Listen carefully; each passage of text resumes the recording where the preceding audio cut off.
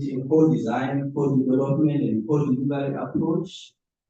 And the issue is, each of these approaches, how can we problematize at a national level such that it leads to results at a desired scale? I think these are probably some of the conversations that really could be beneficial if brought to the attention of policymakers, if we can actually help realize the ideas that are conceptualized.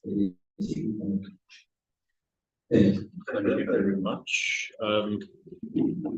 I think the question is mostly directed at Rafi, but I think Francois also had some opinions, and I'm sure he would like to say something. I've also got a few thoughts, but I'll refrain from saying anything else.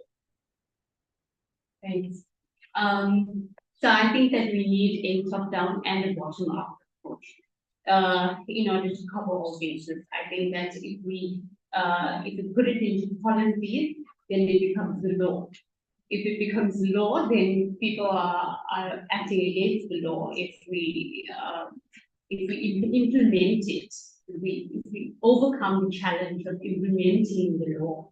So that would be your top-down approach. It is in the NDCs, so it should actually take effect. And with the climate change bill having been passed recently, it is my hope, and I'm crossing my fingers, that within the next year we have national adaptation plans in place that will take effect.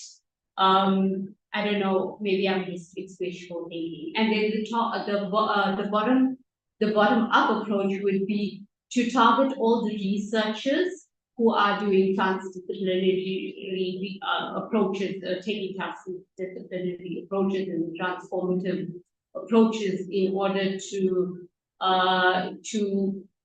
better educate the communities on how they need to respond. It's great that South African weather services issue these warnings, but do the communities understand what the warning means? That what is hypothermia? I mean, if you think about the level of education of people across the country, you can't expect somebody in a community to understand what hypothermia is or what the consequent health implications of that are. And I'm going to stop. Okay. Does anyone want to comment? Francois. Thank you. And then Neville. I'm going to give the answer over to Neville. Thank you. Thanks for the thoughts, Mara and colleagues. Okay, thank you. I think, yeah, I can just share again. I've done so much from a program on SABC television. It was a result from investigative journalism, exploring what happened in the Modern Cape with that January 2023. And for me, it points to, maybe it answers your question, or part to answer that. I think for many certain sectors, the approach to implementing science into action will may be different from one sector. But in this case of the farmer, just to give everybody an idea of what happened there. It was heat wave. We saw some of the statistics yesterday. We had 9 days with temperatures above 40 degrees Celsius.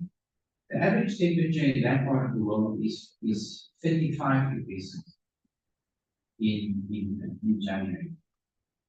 So it was heat. The first problem that one encounters there when you speak to the farmers, that they tell you, but this is warm, it's always warming. They didn't realize that even for these very warm places, the heat was exceptional. 9 days, about 40 degrees Celsius. There's definitely education. And then, as I mentioned, the labor laws do not protect the people who work in these cities also. Okay. So there are people working there who are really at risk in these times. So I think in this case, there's a wonderful opportunity. And the example is mine. The Mine Safety Act protect people with their open past minds against working in conditions of extreme need. If their laws are implemented and applied, and apparently they are, it's a success story. There's a youth out there for people working in the open past mind. But when it comes to the farm workers, there are no such laws. So there is a wonderful opportunity. We as the scientists must now do the co-production. We go to the Department of Agriculture. And we go to the Department of Labor, and we're talking in terms of labor laws, we're talking in terms of agriculture, and laws to protecting farm workers. But we co-design this in a way that the farmers are part of the discussion. They must understand why these new laws will be implemented, and we work with the farm workers on the rest. So one opportunity to have everybody, from the farm workers to the employers of farmers to the companies that appoint the seasonal workers, the government itself, is a very clear opportunity to make new laws that will protect farm workers very neatly. The heat health plan does. Heat health plan embedded in law, protecting farm workers against extreme. So in this specific case, it seems to be as if there's a clear conflict. But I think when it comes to protecting hundreds of thousands of people living below the flood lines, it's not so clear to me how one can scale up. The farm workers, there's a way to address everyone. It seems. But with the flood risk, I still don't see an easy solution how we can reach everyone. Thanks. I want to comment on this. First of all, I think that before we can make laws, we need a policy. We need a framework in which to make those laws. And I have become a disciple of climate services. I've learned about it when I was involved in a project on climate services. And why I like it is because the framework for climate services, be it the global framework or the national version of it, is very simple and intuitive in design. And often I find the simplest things are the things that work the best.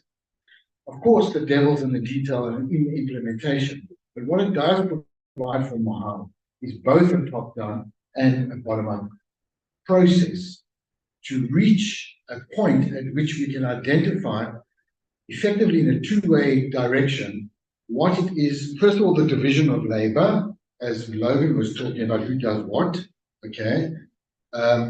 It helps identify that. It also creates lines of responsibility. So, for example, we can't expect source climate scientists to be co-generating regulations which are legal instruments or even physiologically designed indices, because that's not their job, really, okay?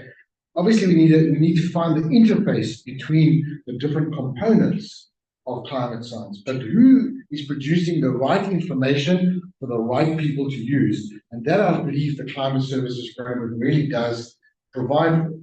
As I say, the devil's in the details. How well is it organized and implemented, and what capacity there is to make it happen? But I foresee a user interface platform, to use the term that's in the climate and health, in the national framework for climate services, in climate and health, which itself is then divided by the various health outcome challenges, which is what we will talk about this afternoon and tomorrow. So one of them will be heat and health, clearly, and there is already a heat and health effort. And if we organize it in that way, then we can try to be consistent across these different fields and design early warning and preparation plans which are fit for purpose, and that the right information flows from the observations through the modeling and product development at the time and space scales needed by people working in the different sectors that are targeted, such as agriculture. Now, I know that all sounds ideal, because we have these compound problems which are compounded not just by the climate, they're also compounded by socioeconomics, as Francois was just talking about now. Who are the farm workers? Who is employed? What do people know? As Reiki was saying, how educated they are, How do we educate them? Do we educate them? Is it necessary that everybody is versed in all of the physiology of the human body? And then we get to regulation and compliance and so on and so forth. But anyway, I think my message is, I believe climate services genuinely is the mechanism to use to achieve these things. That's my view.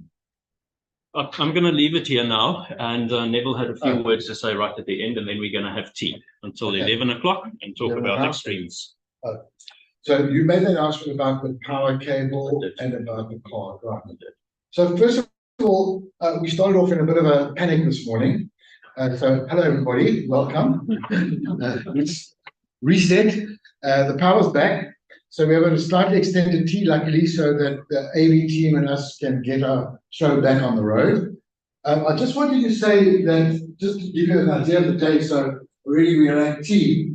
So we're coming towards the end of the first part of this workshop, which was focused on extreme events. And so just to summarize, Malemo and I kind of gave you input on what it is that we think the shape of this field looks like, which we still want to explore further. We had the talk from, what's his name? Erich, surname Fisher, who gives a really great overview of what's going on globally. We've had some proper science inputs. We've consulted you a little bit on what you guys think. We've got 1 or 2 exercises we want to do with you guys after tea as a workshop. Remember, this is a workshop. So I sort of acknowledge the fact that we have some really interesting inputs, which I think all help us think about how we get better organized. And so we're going to do 2 things. Charlie, where's she? There she is.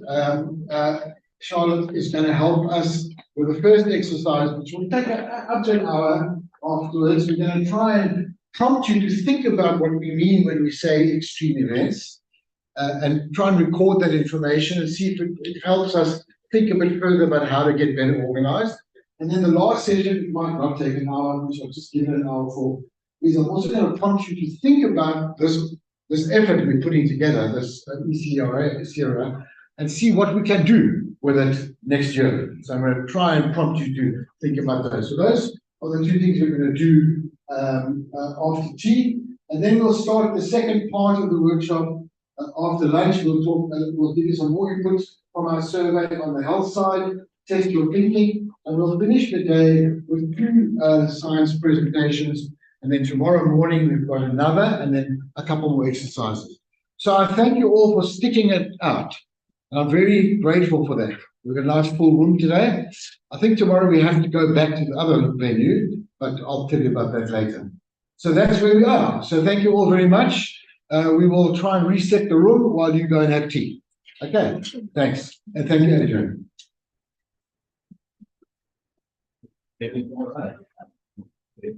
Yeah.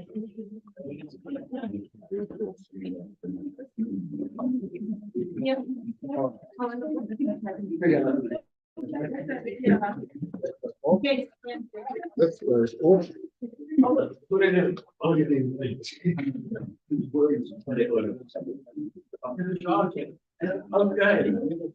Let's go. All right. And then go on to this.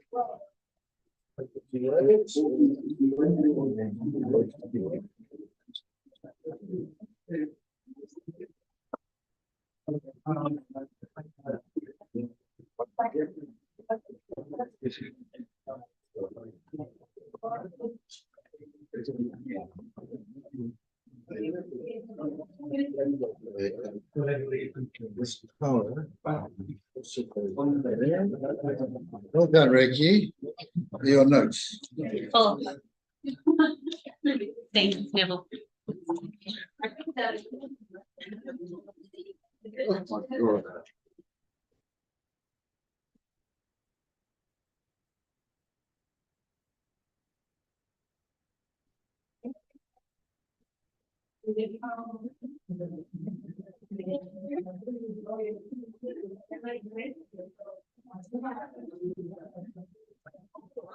So that belongs there.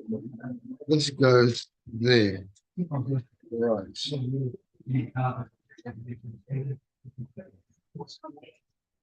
This goes back here.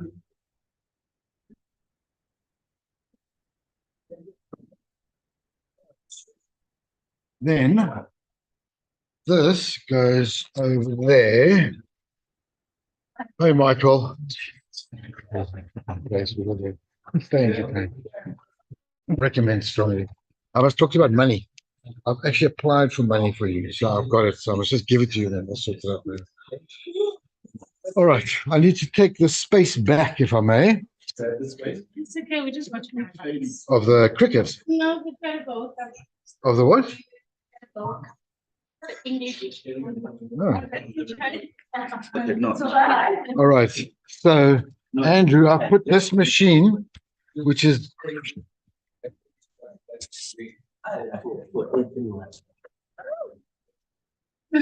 what a terrible sight. Andrew, I put this back here for you to plug in to your system once you back up. Thank you. All right. So let's copy this there. This is my bag, yeah? So this bag belongs to this computer. All right.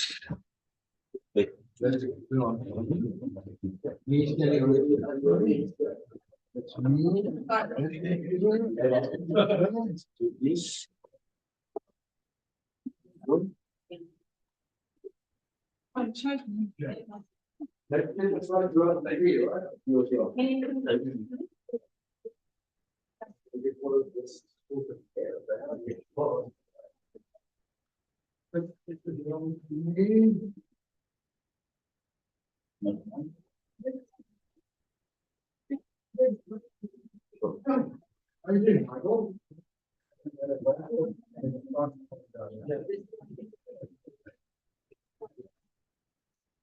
I could always look past.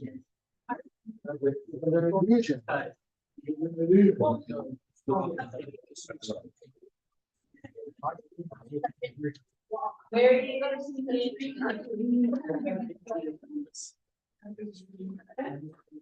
to see Maybe that is some.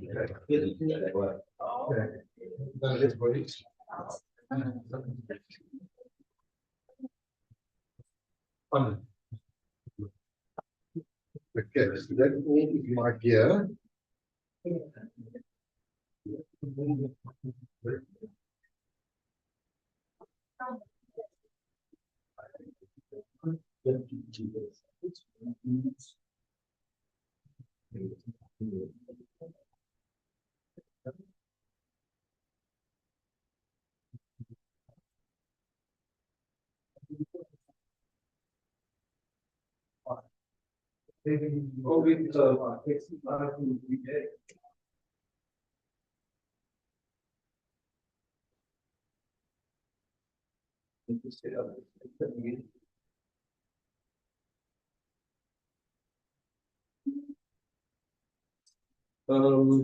Okay, item is up and running.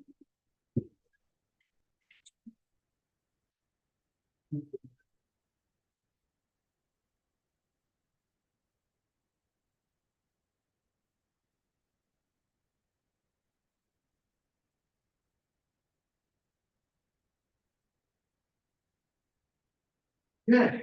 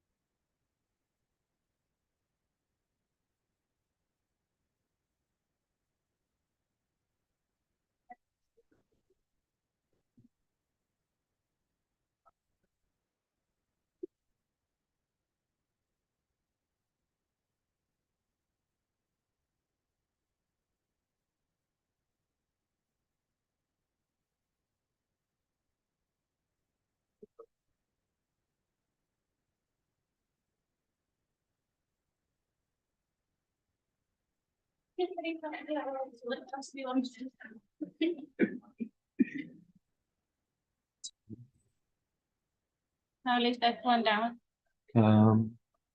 Yeah, the emails.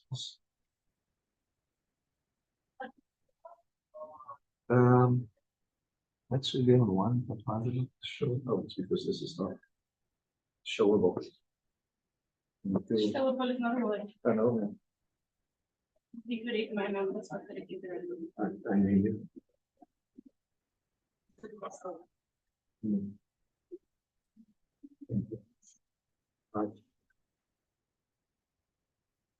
So, What is it like in a spelling bee? Isn't it an adult spelling bee? why is there no video? It was there. Oh, and also this focus.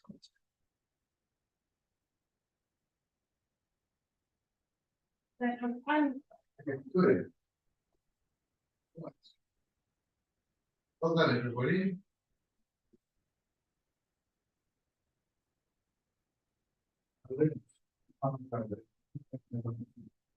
And yeah.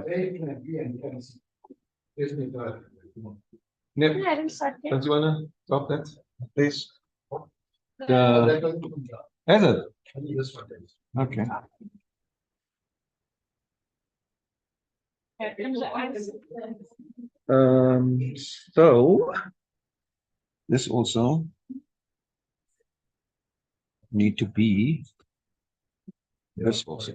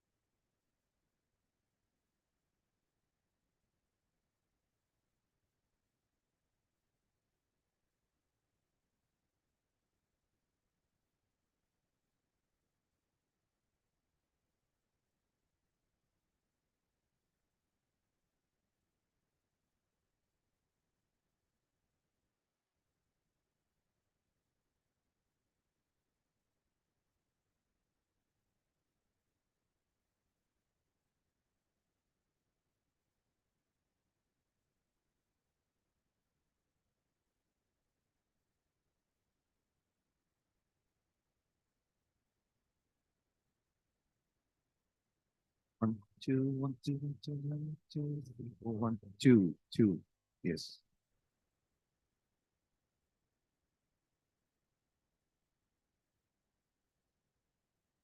Testing, testing.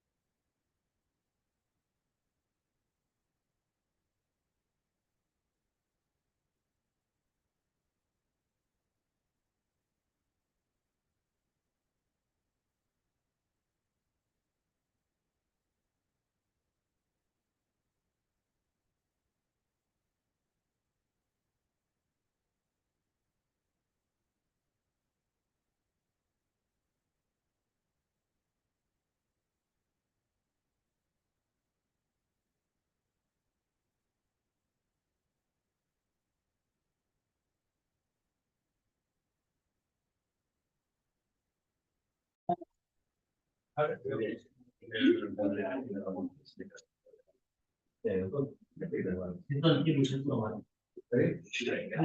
dann bitte da.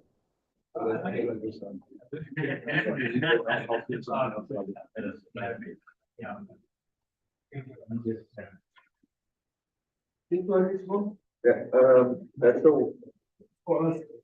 No, I think that's also Melanie's, yeah.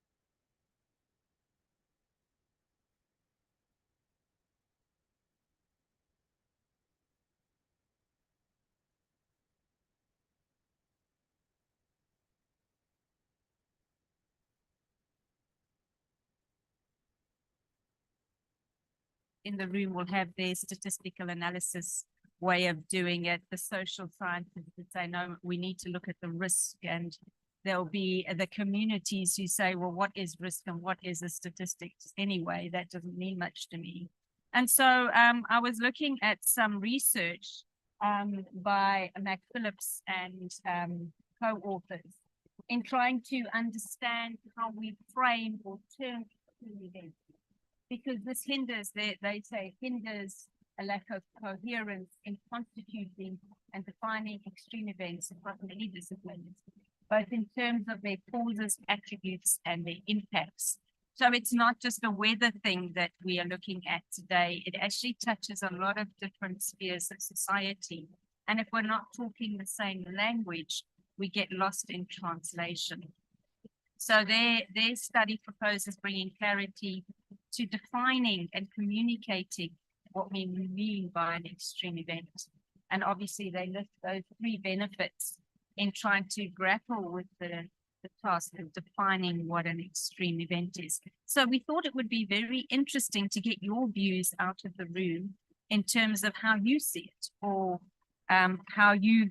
what you've come across in the literature in terms of defining what an extreme event is.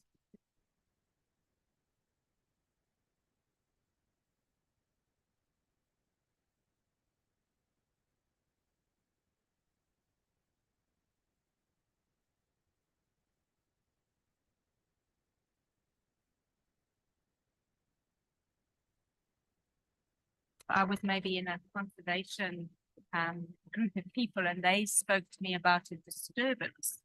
I'm not necessarily going to make the jump to an extreme event, but obviously for them, it's an event that disrupts the natural balances and the ecosystems within which they're studying. So just by looking at some of the reactions in the room, I'm guessing I'm not the only one who would have misinterpreted what a disturbance was if I was speaking to an ecologist. So they had a look at trying to define these extreme events.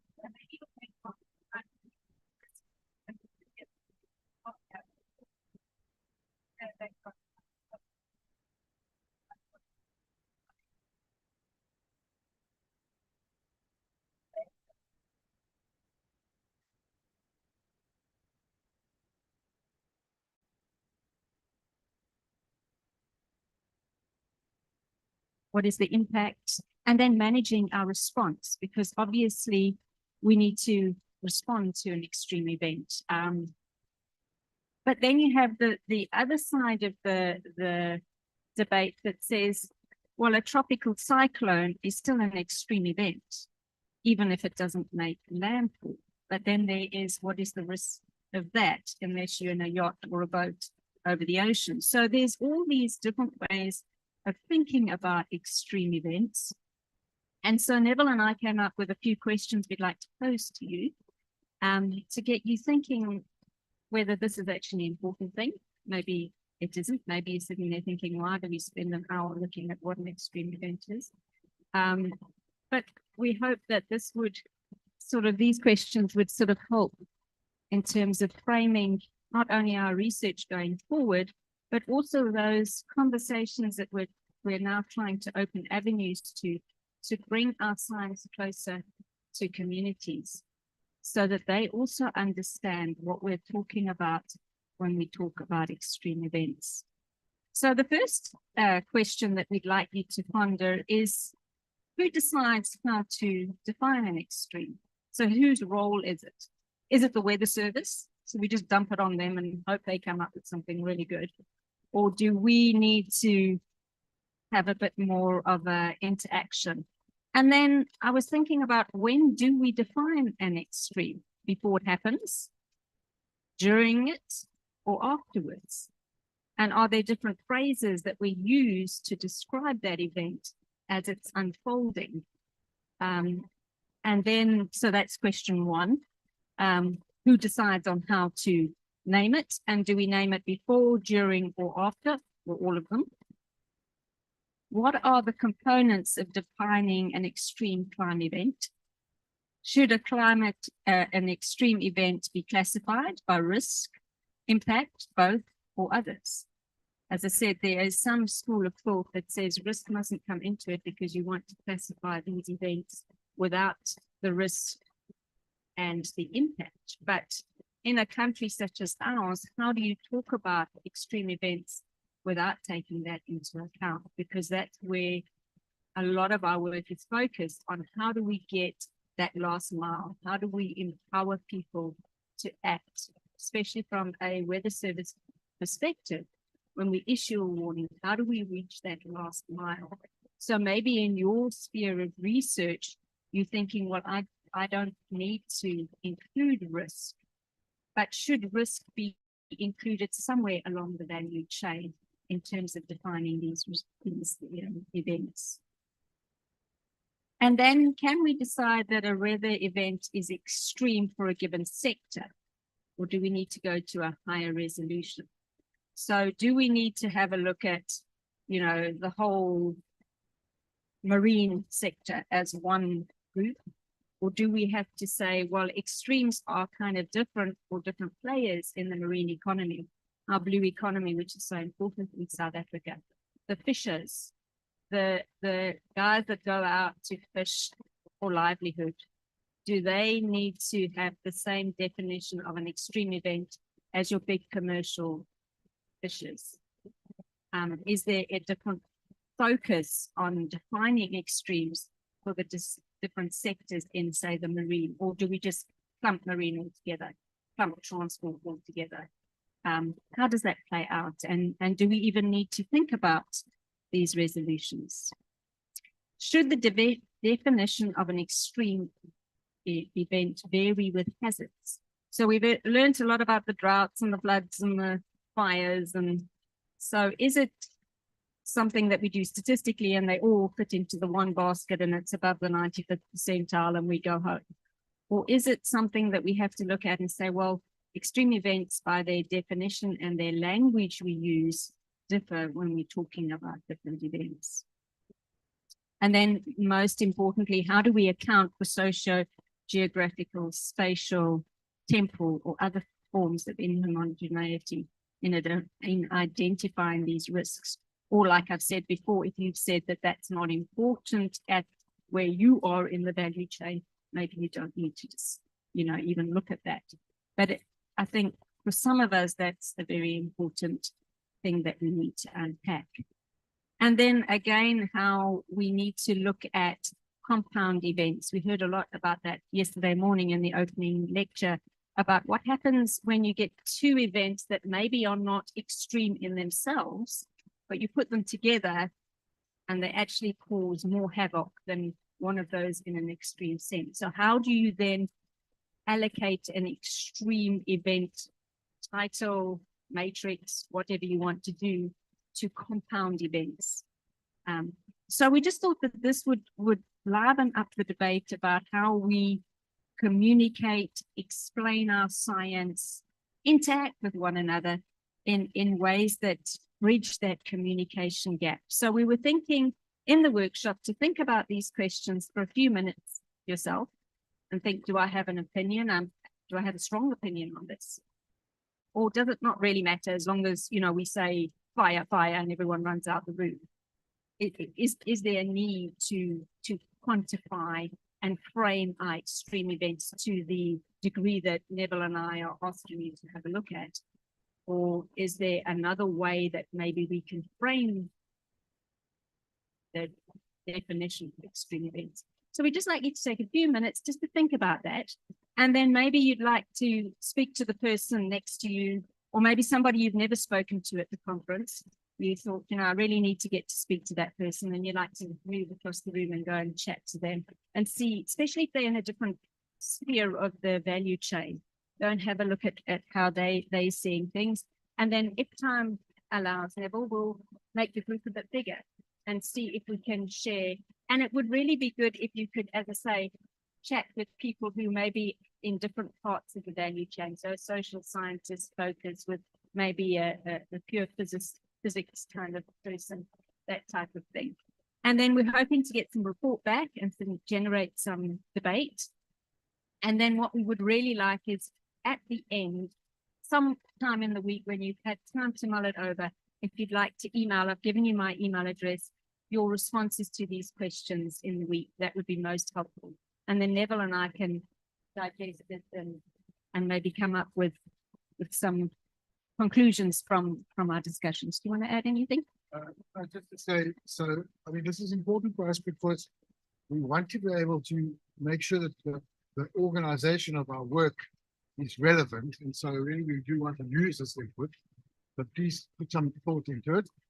And then just the process now, I think, is we're going to give you 10 minutes. You don't, if there are a lot of questions there, there's a lot to think about. So pick one or two, okay? Don't start at the top if you don't want to. Pick one or two.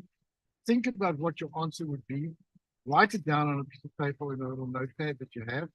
And then I'll tell you when to start to talk to somebody else about it. Yeah? Okay, so you're on your own. Oh, there's a question. Yes, please. I don't think we do in today's session. No. Okay, so can we leave you guys to do some thinking, please? Just for a few minutes, and then we'll ask you to start talking to each other. Right? I'll come back. I'll come back in a few minutes.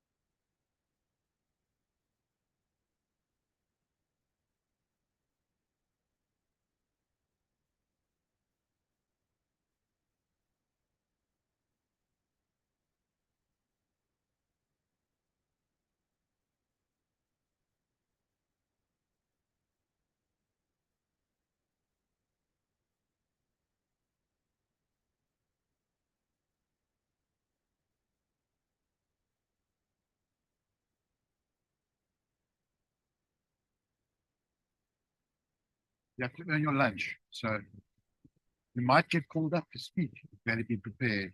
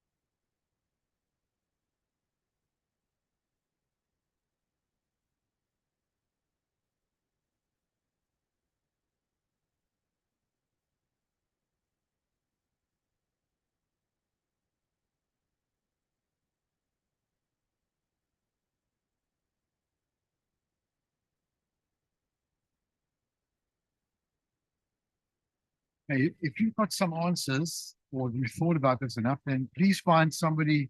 You can carry on your own for a while if you want to. Some headline thoughts. And then when you're ready, you can find somebody, preferably somebody that you haven't spoken to at the workshop, to discuss this further. And as a pair, come to some sort of conclusions that you can argue.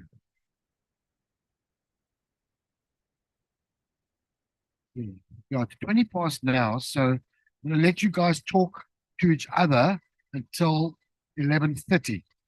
So it's another 10 minutes.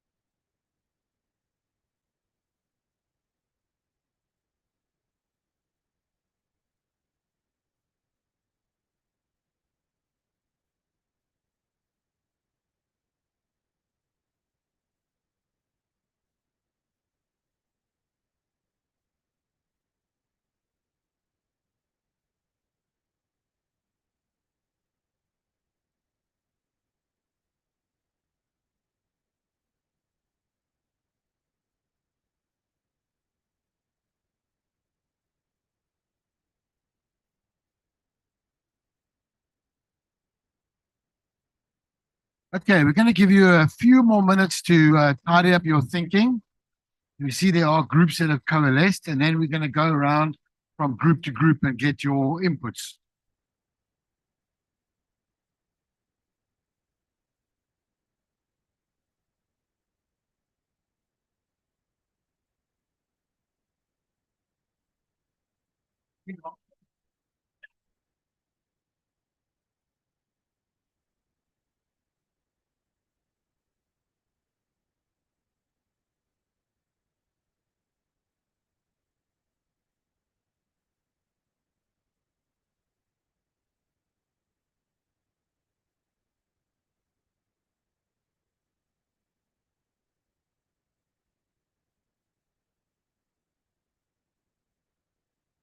I'm recording, but it's also a good idea to make some notes.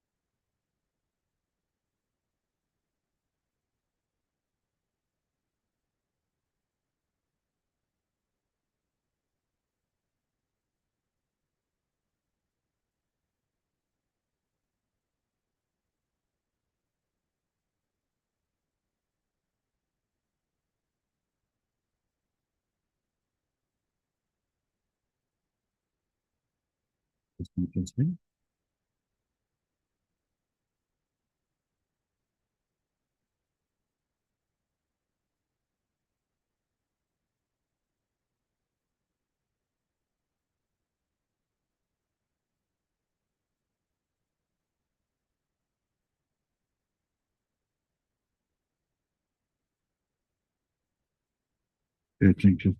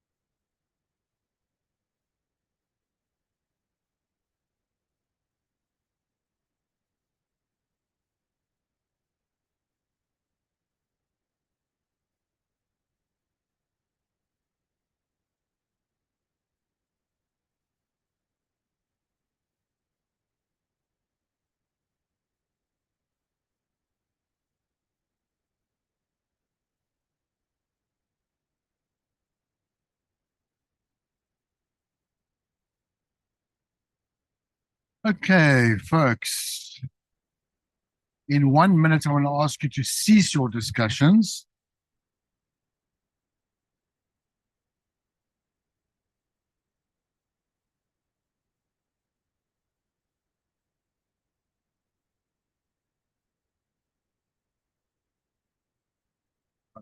Your little pan.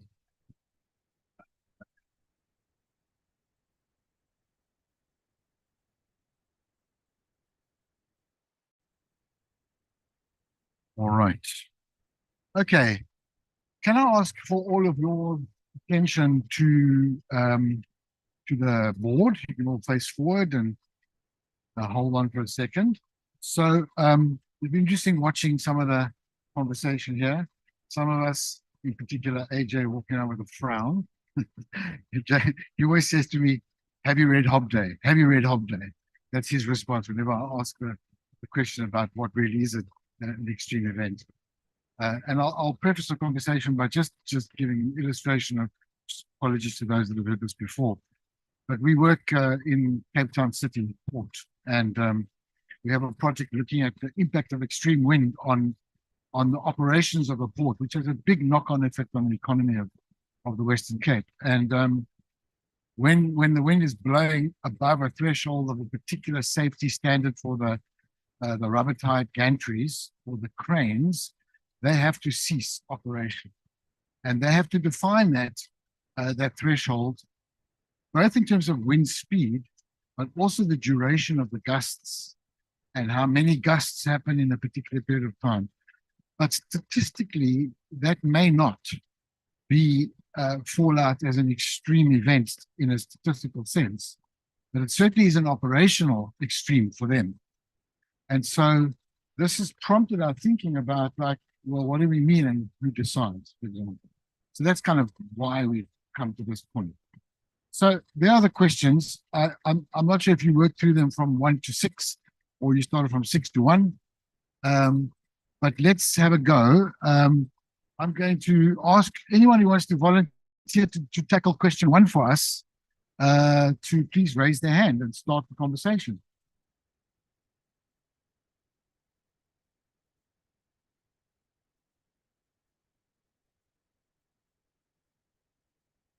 Hi everyone.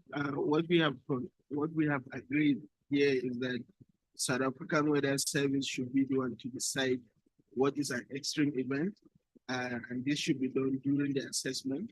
And while during the assessment and before, after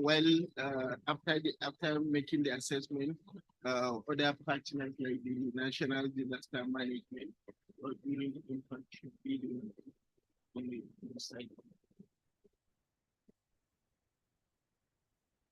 I get clarity. So you're saying that the authority, the organization that needs to define what we are going to consider extreme events for, in other words, issue warnings around, is only the South African Weather Service.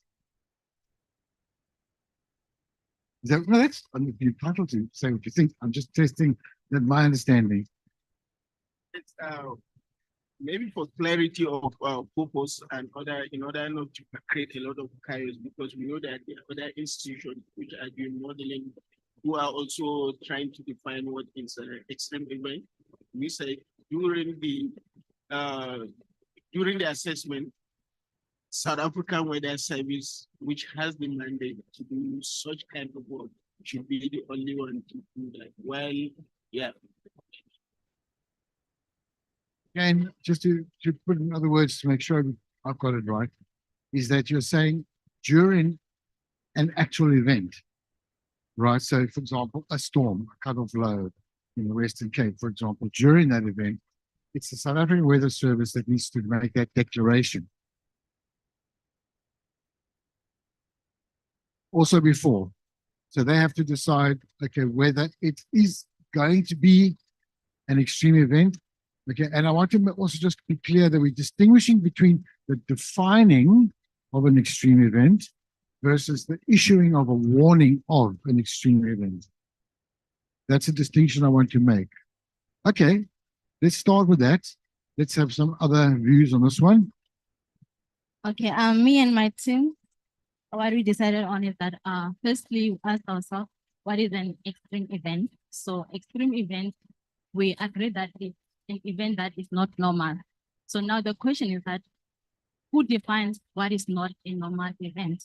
So we agreed that it will be the forecasters and the climate scientists who can decide what is not a normal event. And also the people who are affected by the extreme event are the one who will be able to define that the event that occurred was not a normal event, meaning that it was an extreme event. I'll reiterate this. So the question of normal is important here. So who defines what's normal? And that would be normal in terms of, see your hand, and I heard your sigh.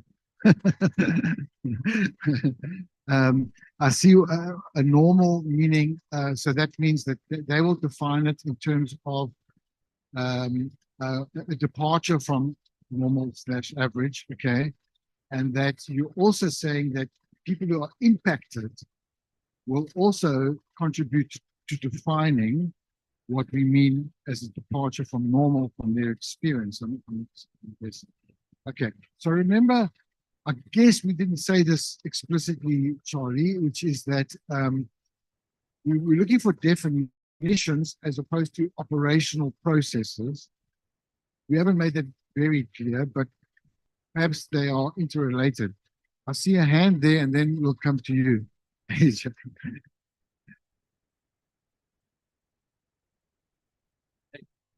Well, so definitely agree to what you said, and it's an element of localization when we define the forecast. I also mentioned my group slightly, so that I just don't talk about one of you now. So also including academics, let's say local researchers and sector-specific researchers. So I like the sporting aspect and the impacts of climate and sport, but the sports physiologists know a lot more than I do about the impact of heat, weather, cold, whatever, hypothermia on the actual physiology of an athlete. But they know nothing about climate and weather dynamics.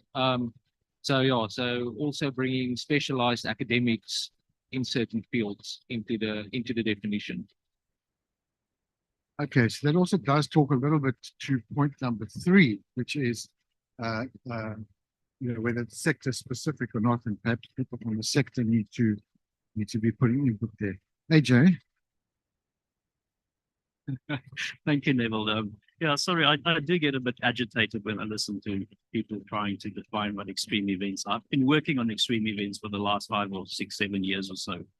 And to me, it's simple, An event is something that's going to be seen in the environmental time series that's going to cause the effect, which is a separate question from trying to define or determine where the impact is being felt.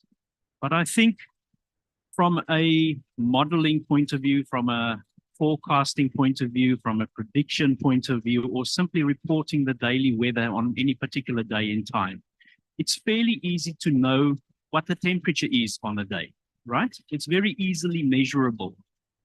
Equally easily measurable is a degree of by how much or for how long the temperature on that day exceeds a certain threshold.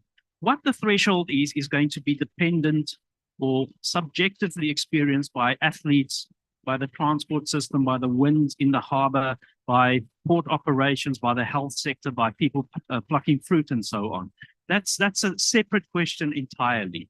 But what's very, very easy to do in an objective, reproducible way in which the measurement, the metric of the intensity of the event, which in the marine environment is defined by the rate of onset, the rate of decline, the rate of or the amount of exceedance above a certain threshold. We can argue about what that threshold is. It doesn't really matter. The cumulative intensity, the maximum intensity, the mean intensity, all of these things can be very easily quantified. But it's up to the people, the various different sectors being impacted by, say, temperature on this instance, to make a mapping between at what point at that particular event they need to start being concerned about that sector being impacted by that event. That's a separate question entirely. The degree of attribution to the event has to be done by the people experiencing or vulnerable to that event. But what I'm saying is that the quantity of the event, the quantum of the event can be quantified independently, regardless of who you are. And it is the user, the person experiencing it, that needs to make that decision about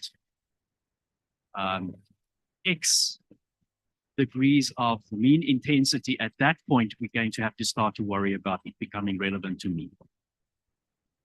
Thank you. There was a hand there next. I'm just going to make a comment on that, and I'm going to hand this microphone to you. My problem with that approach, I understand what you're saying.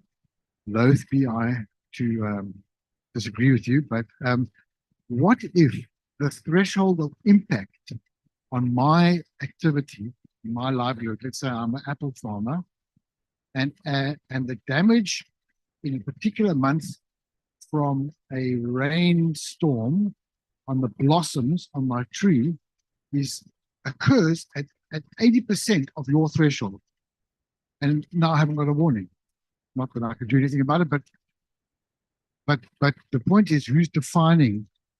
That's the point. So what you see, the point is that we are talking about issuing warnings, etc. So I understand you're saying that I can. That means that I can define it, not SASREAX. You're not allowed to answer back. I'm sorry, Neville. I unfortunately am with him. Because I will try and explain it much broader. If we take it out of the sciences, this problem you are talking about is one of the problems that you refer to as a wicked problem, which doesn't have a solution. Whatever you try to address, there will always be something missing. But what I agree with him is if we are climate services provider, the only thing we can do and the only thing we know is climate services. So we will define our thresholds based on our climate services. Then the gentleman who was here talking about the disaster management something, that's their responsibility is to organize everybody and say, when do you have this as a disaster? When do you have this as a risk?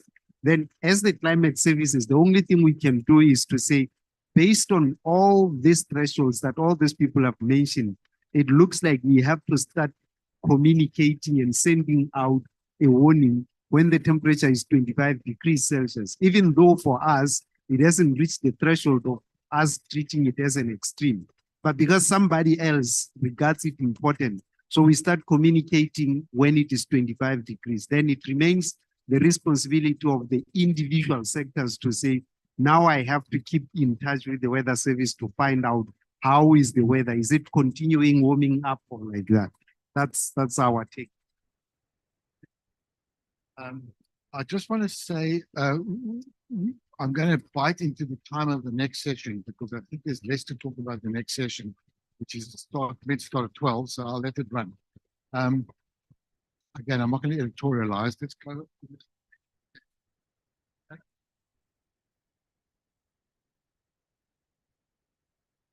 Thanks, Neville.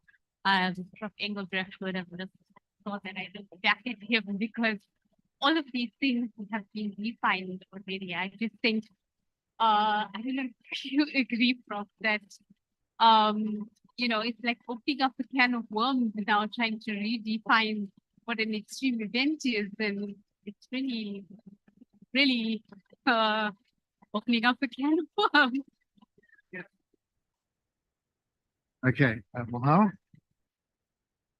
Can we have a question back up? Thanks. Sorry.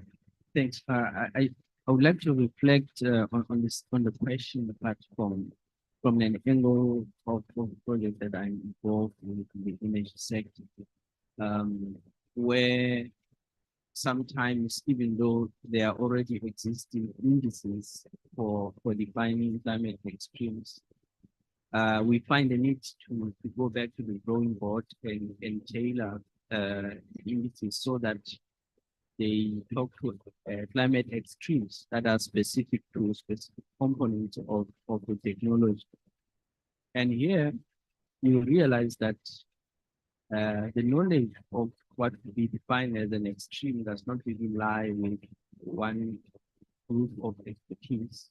Often we find having to engage with the practitioners, the engineers in energy space and ask them, okay, if you have to make certain types of decisions, what are the trigger levels? And learning from the trigger levels for specific kinds of decisions that they make. A lot of times decisions have been made when it comes to extremes. So we use these trigger levels to go to the drawing board and derive absolute indices that talk to those frequencies, indices that will talk to those, as well as some percentile indices that can be able to talk to those. And the knowledge of defining this, we find it does not lie with them, but the ingredient and information that help to define this is actually entirely lying with them. But we have the mathematical and statistical abilities to tailor that information to specific definitions that can be operationalized. That's helpful. And I mean, I think you're speaking then to question number 3 again. It's not just the given sector, the energy sector, but it's actually components of systems that are in this, in ESCOM, for example.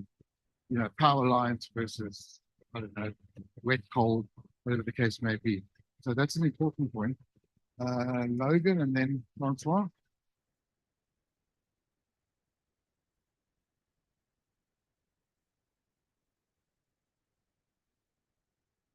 Testing.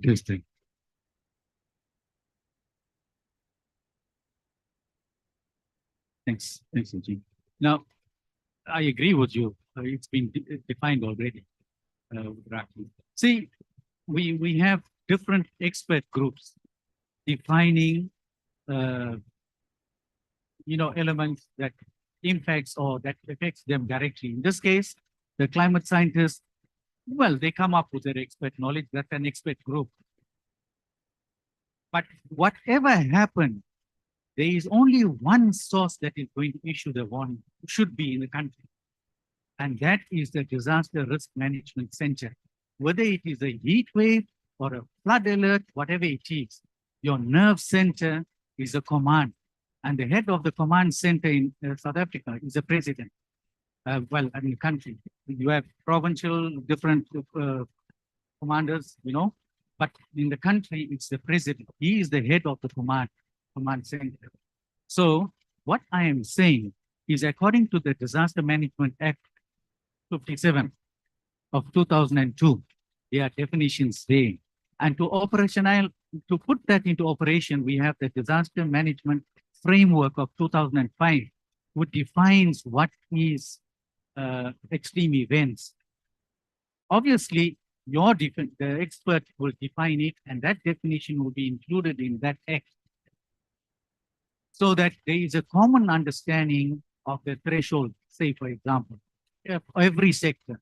So that, because we are talking about the economy, not an expert group, not the farmers per se, but it affects the country.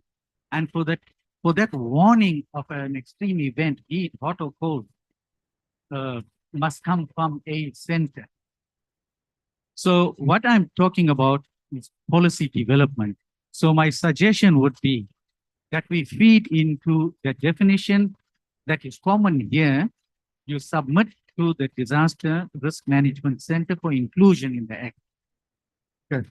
Okay, thank you. I think you should mention that because actually there's been a long-standing debate about who can issue warnings, and from a weather perspective, it is only source, right? That can do that. Francois? Thanks. Now, on this last point, as I understand that relevant act, when it was changed some years ago, the law now states that no one is allowed to issue a pulse ban. But the law has been changed.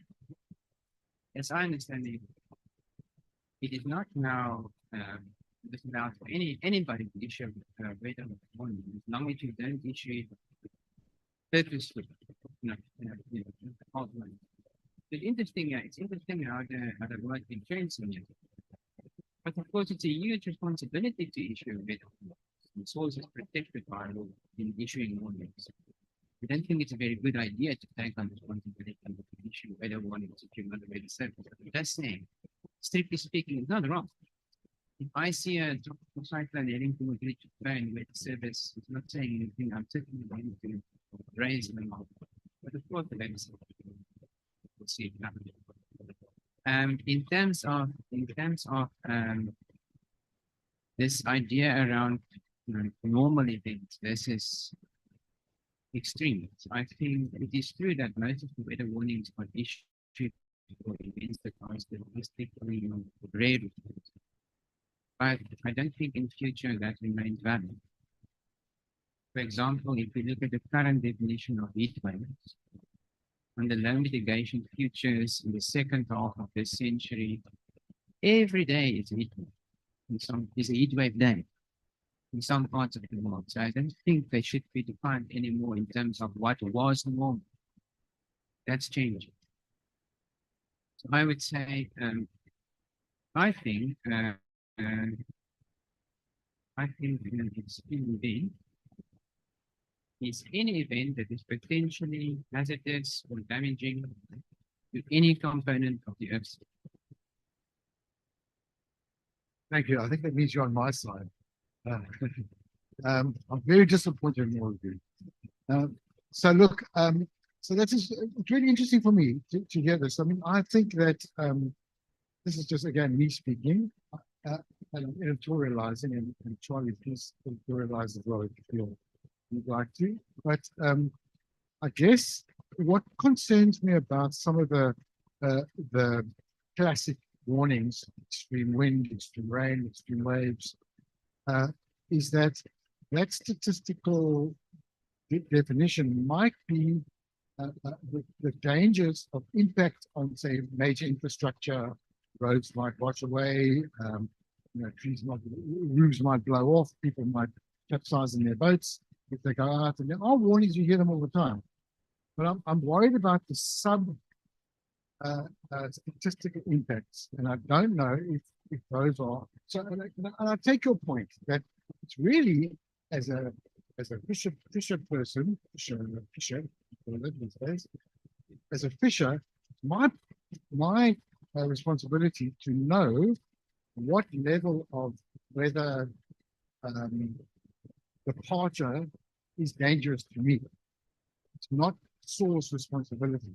So the question is it SAW's responsibility to account for using SAWs as a euphemism for the responsible authority? But it can't be SAW's responsibility to issue warnings for every level per sector. So there has to be a system where that information, whether it's a statistical level of warning or not, needs to be used by the sector in order for that sector to respond appropriately, I guess.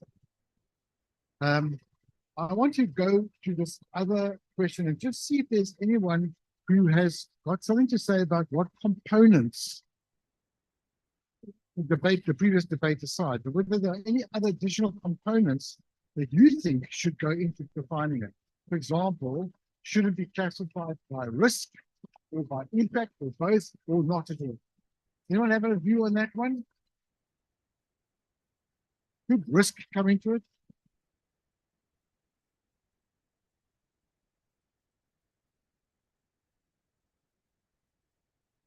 So maybe I can ask a South African Weather Service forecaster to provide some insight for me personally.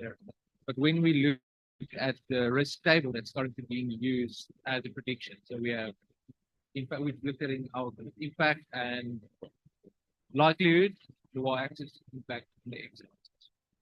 Who issues that impact definition? Is it someone sitting in Johannesburg looking at a weather map of Cape Town and saying, oh, this looks like there's a cloud or cold front. Statistical deviation from the mean is X, Y, Z, impact high. Or is it Elon, who I just met now, sitting here, person who lives in Cape Town and actually says, oh, like this isn't as bad, the Joburg people are a little bit soft. Can someone guide me through that decision-making process? And then maybe we'd understand the risk and impact component within the forecasting dynamics a little bit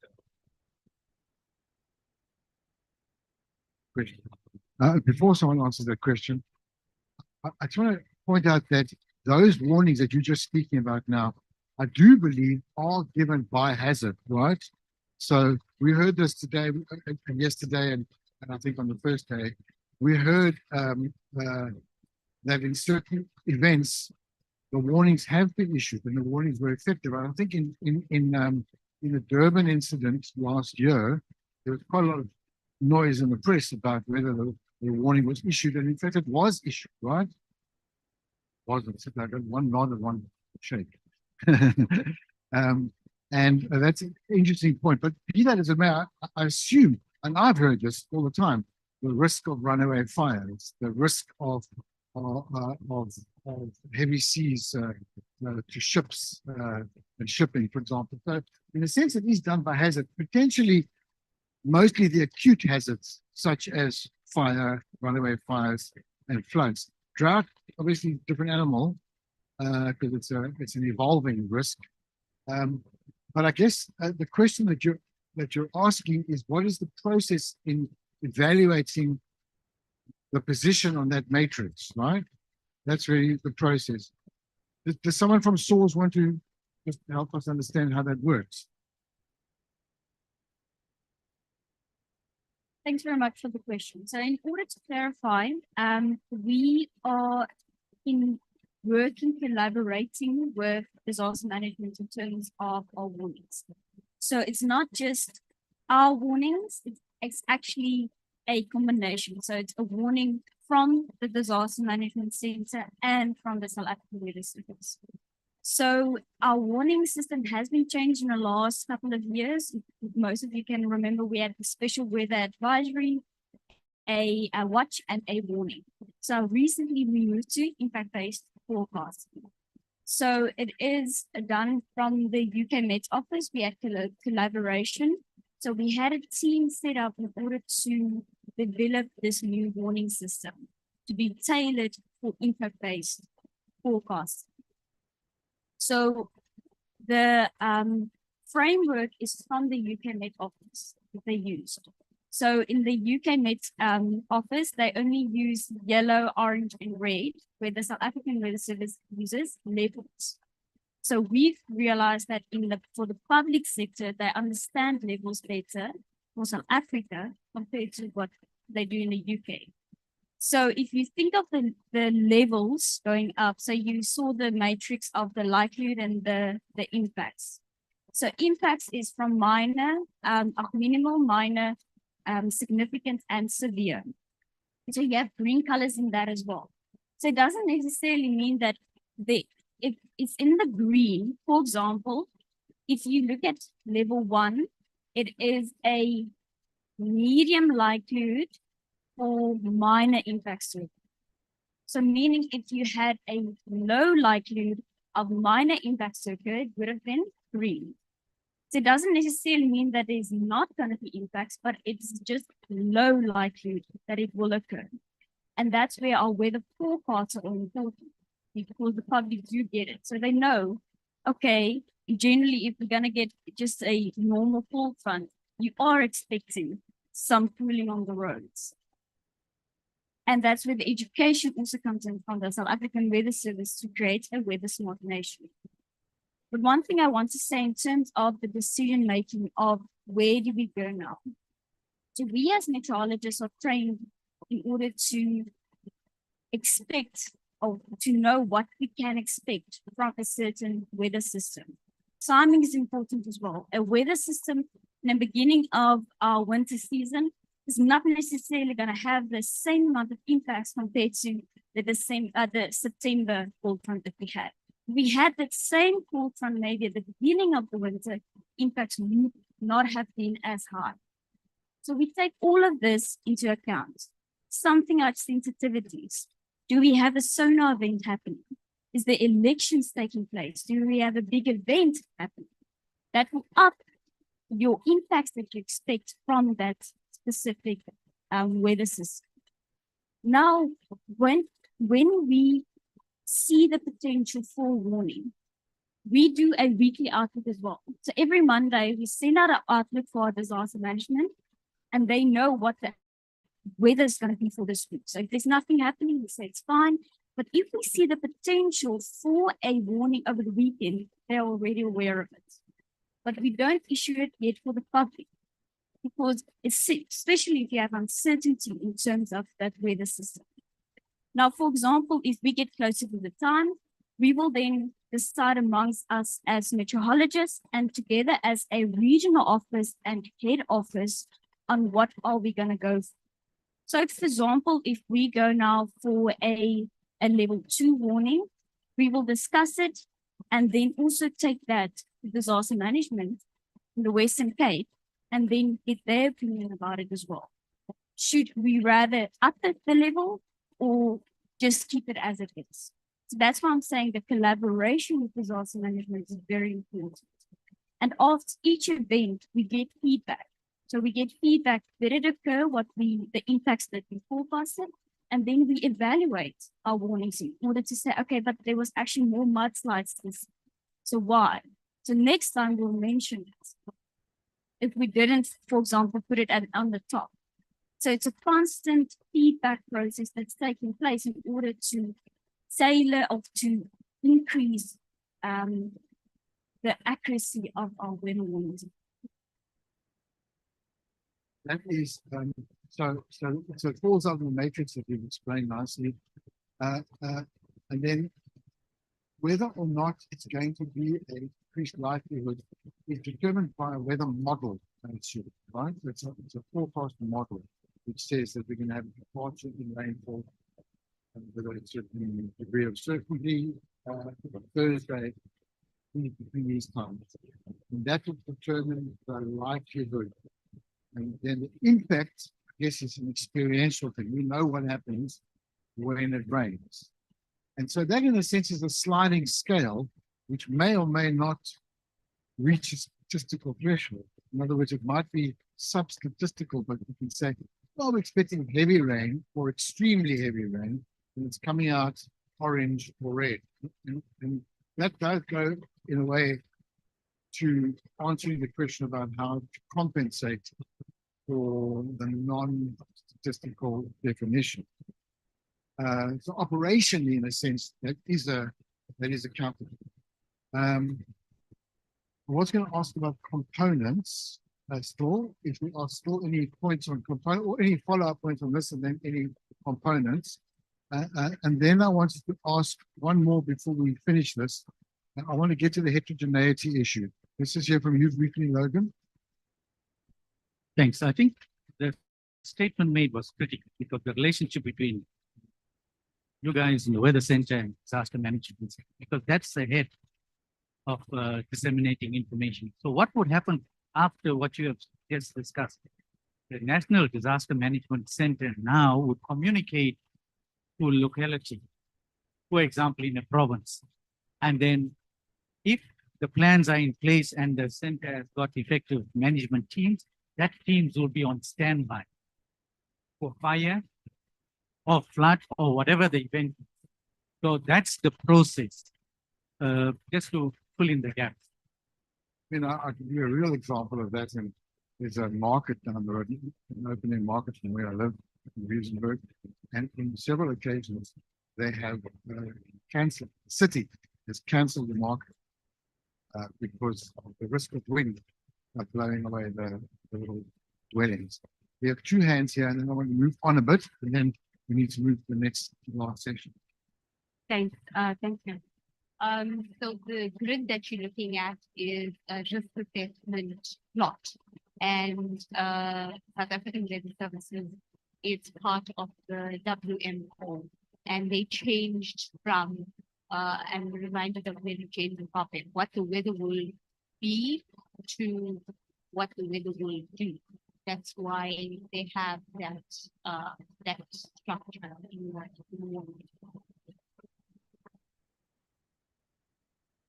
Sorry, Vijay, I'm not from the weather service and I'm not talking for the weather service. But I'm just responding because I used to work as a weather forecaster. And I think it's generally more like what the other people who are not working as forecasters, they think this comes from the model. The model is sometimes even useless because even if it's not there, you still have to sit down and analyze the weather. So there is a human element in it. The model is just there to guide. So whatever the outcome of the forecast is based on brilliant brains that go behind what the model has output. It's just like research where you are evaluating the model. So it could be good, it could be horrible, but it just provides information. Thank you. Let me just try one more element of this, and I want to know about heterogeneity in potentially in both the level of the risk as well as the impact. So again, I'm going to use my life as an example. I sat on my balcony upstairs, sheltered from the rain, looking at this incredible weather storm that we had while drinking my hot chocolate. and tisking about how bad the weather was, while 2 or 3 kilometers down the road, people's shacks were being blown away and they were lifting their beds onto boxes so that the flooding that was happening didn't destroy their bedroom. And so socioeconomically, the very same weather might have a very different impact on different parts of our society, both spatially as well as socioeconomically. Should or how should or do they already weather warnings or extreme events account for defining extreme events, account for that kind of heterogeneity? We do hear in some of the warnings things like specifically in low-lying areas, for example, right? We hear that. And certain risks are quite spatially distributed. One example of that would be shack fires. So we have 2 shack fire seasons in the Western Cape again. One is in the summer when the southeaster is blowing, and any fire that starts in an informal settlement usually runs away. And the other is, of course, winter, when people who don't have fuel or electricity, they don't have electricity, use other forms of fuel to light their homes and warm their homes. And that often leads to runaway fires. So we have 2 seasons. So how do we account for that? Is your hand up? Good. Someone's going to respond. I don't think it's it's definitely not a direct response, I'm afraid. But I think, the more I hear, the more I think it's important to distinguish between an extreme event and an impactful event, because the response approach is different. And I think that ties into this is the context is very important for determining the impact. But so if we want to respond to what is happening, we need to distinguish between where there are structures that make extreme consequences common and situations where we have extreme conditions resulting in unusual consequences. So maybe, we should distinguish between extreme events and impact events. And we should reframe what we are doing as forecasting impactful events rather than extreme events. Then we also don't have to have this argument about how you define them. Thank you. That's very helpful. I like that. I'm going to use that as my summary. There's one more point, and then I am going to try to summarize. So, Stefan, we also discussed that in our group, and we were thinking in this impact-based forecasting. What do you call it? Somehow forgot the name. The nice colorful table. You can put on the second y-axis scale of unusualness or deviation from the mean. So you have your likelihood impact in the forecasting sense, but then also maybe a forecast you can say, how unusual is this event from what I've seen in my 20 years at the weather service? I think that unusualness can add value. Thank you. Okay, so if I can read the room accurately or well enough, I would say that we're all comfortable with the idea that we can statistically define what's an extreme event based on an historical mean. Francois makes the point that historical mean is becoming less and less relevant given the fact that our baseline is changing, so we have to be adaptable in that sense. Otherwise, we'll end up with every day as an extreme event. But that aside, the fact is that we are happy to use a technical definition in the technical assessment of where we stand. However, I think we have also concluded that the warning system is sensitive to a range of different degrees of both likelihood and impact. And so in a sense, we compensate for this technical definition by having a warning system that is much more graded in terms of its interpretation, and that it is probably agreed here in the room that it's incumbent upon the users of the warning system and the definition to define for themselves at what level of warning is relevant to them both in terms of the impact that it's going to have on whatever system that they are responsible for, but also to account for the heterogeneity, meaning that the impact might be X here and it might be Y there, and that the local authority or the business needs to have its own interpretive system in order to know how to respond accordingly. So it isn't the responsibility of the weather forecasters to say, I mean, we might say, listen, we're expecting extreme thunderstorms, but we can also say yesterday we're experiencing heavy thunderstorms or light thunderstorms, and whoever reads that information and looks at the warning needs to know what that means to them, and that your job is to deliver that information.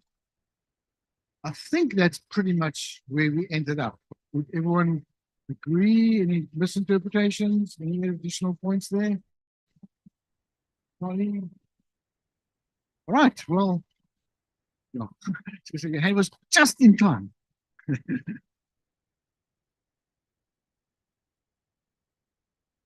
Thanks very much. Just to clarify on one of the points, as well as who is involved in terms of issuing the level of warning. If you have a certain level of warning, you as a forecaster can issue it. But as soon as it gets to a certain threshold, a senior forecaster needs to be involved. The regional manager needs to be involved. And as soon as you get to your higher levels, especially like the level 9s and level 10s, your chief forecasters are involved, because remember, you need to discuss this with your mayors as well as with the president. Needs to know if there's going to be a level 10, even a possible level 9. So it's not just a thing about you as a forecaster with 1 year experience. You have support from various different sectors within the South African Weather Services Board. And especially the higher the level, the more sensitive we are in terms of how we're going to get this information across to our public in order to ensure that they know how important and how extreme this event might be in order for them to be as safe as possible. Thank you all very much. I want to use your brains for another 30 minutes, please. Slightly changing topics. So we're going to stop discussing this now. Thank you. And I want to discuss, spend the rest, another half an hour, just talking about the serum. And I wanted to do that with this exercise preceding it, because in defining this idea of an extreme event, it's important for us to think about what it is that we should be doing as a research community on extreme events. And if we're talking only about this idea of something which meets an extreme definition, or whether we're talking about impacts of weather, extreme weather, be it meeting the criteria or not of an official extreme event, is important in deciding how we go forward. So if you will bear with me, please, I'm going to ask you to do one more exercise now. I just want to find the slide. We got one of these, just now, we've got one to do, and then after lunch, we've got one more exercise with me today, before we close today, and then one tomorrow. Okay, so let me just show you. Okay, so I'm going to again ask you to think about something, and then I want you to think about it by yourself a little bit, then maybe discuss it, and then just give us some feedback. Okay, we'll take half an hour for this. So this is about ISERA. So just to remind you, we set this up because we identified that there's lots of extreme events happening, right? We've had all that discussion before, and we know that this is definitely a manifestation of something which we really do need to worry about. We know that there are lots of people working on specific items. In January, for example, almost all the talks in the session we had were on the Durban floods, but everyone had forgotten about drought. Prior to that, all the talks were about the Cape Town Day Zero drought, right? So people sort of move around, but we've got lots of people working on extreme events and research. So the idea was, well, surely we need to organize our research a bit better. And that's where we came up with this idea of a research alliance. And I'm not going to go through all the documentation now, it's all on the website, but the idea of this research alliance is really to corral the community and to get us to think as a group about what we should be doing, whether we need a strategy around this, whether it's okay as it stands, etc., etc. So we need to plan whether we're going to take this forward and how we're going to take this forward. And that's what I want to check with you guys before we move to lunch. So I'm going to ask you to imagine that you are the convener of this grouping of ECERA. That's what you've taken on in 2024. And now you need to convince DSI or DST or NRF to give you some funding to run ECERA. And I've got 4 things I want you to respond to as convener of ECERA. And then I'm going to ask you to write down what you think, and then I'm going to ask for some feedback, and then we'll go to lunch. Okay. So this is just to get from you guys some ideas. So first of all, I want you to answer this question. So you are the convener. You must convince DST that you need funding because I've left it open from there. So please take a minute to think about, maybe your answer will be, we actually don't need it. And we don't need ECERA. We don't need funding. That's also an answer.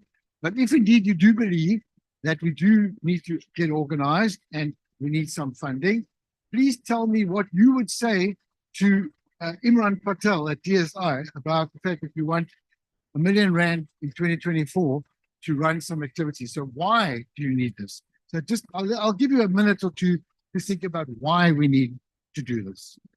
And then write that down. Then I'm going to ask you the second question. Yes, Rick.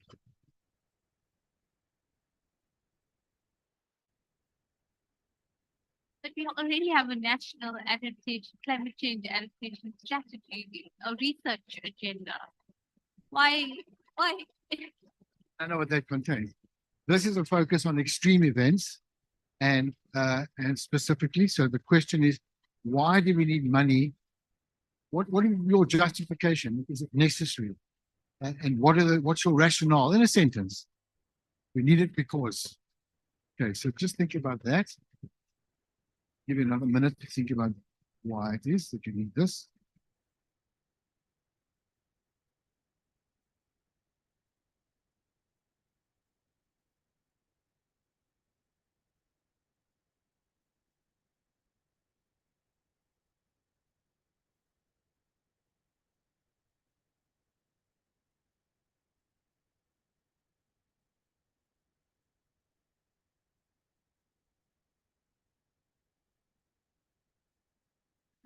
What about why do I need money? Okay. Now, the next question is, we need funding, and because this is what you are going to do. These are the activities that you would do. So now you've said, well, we need to research this because this is why we think we need to do this. And these are the activities that I will do next year. So think of 1 or 2 things that you think ECERA could do to think deeper about research on extreme events. How should we handle this? What activities would you do? I gave you R1 million. I said, do some activities around extreme events. What would you spend the money on?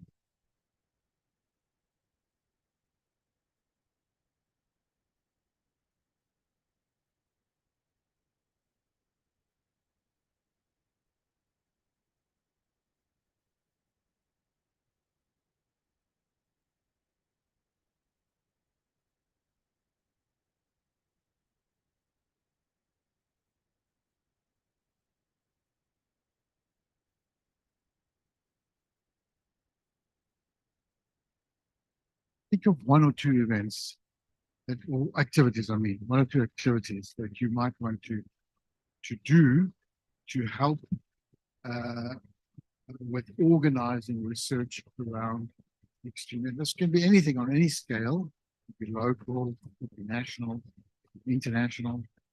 What should we as a community be doing? What activities should we do next year?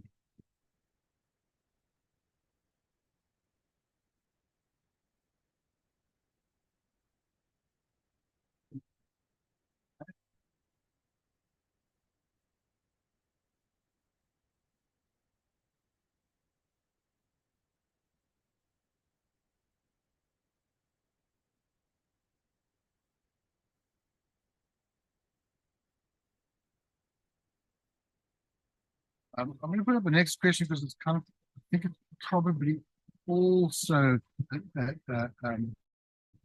helpful to help think about number two. If you write a proposal, you have to say, I'm going to do this, and the impact of what I'm going to do is as follows. So this might help you if you think about what impact this serum might have on the extreme event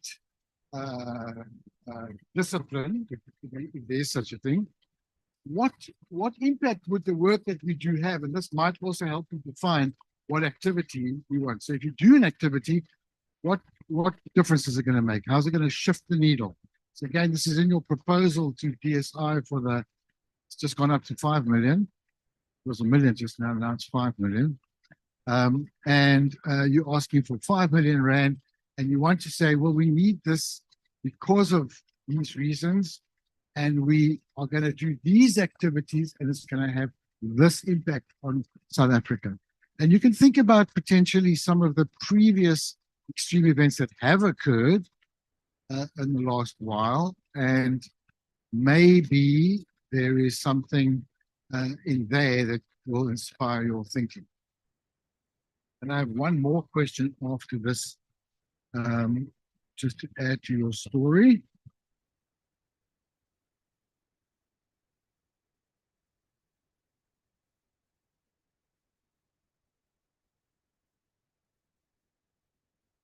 For those that are involved in REACH, which we're starting at lunch, we will ask you the same questions at the end of that session. So you start thinking about them now. Okay, so we've now thought about why we should get money. You've thought about what we will do, and you've hopefully thought a little bit about the impact of what it is that you choose to do. And then, final question. Often, before anyone's prepared to give you money, they want to know how is it going to be governed and managed, right? So, at the moment with SASREAX, we have a steering committee, a voluntary steering committee, and it's not organized in any official way, but perhaps it should be, if you think so, or perhaps it's fine the way it is. How would you say we should manage that money? So should SASREAX start a bank account and get an office, or should it be integrated with SASREAX, for example? Perhaps my program Access can continue to run it at the CSIR. Maybe one of the other institutions like disaster risk management should do it. Maybe it needs a different kind of governance. What would you say would be a good way forward to convince DSI that the activities and the spending of the money is accounted for? Okay, so those are my 4 questions. Give you 1 more minute to think about them, and then I want to get some input because I need some ideas to take away to the existing steering committee and decide what we should do next year.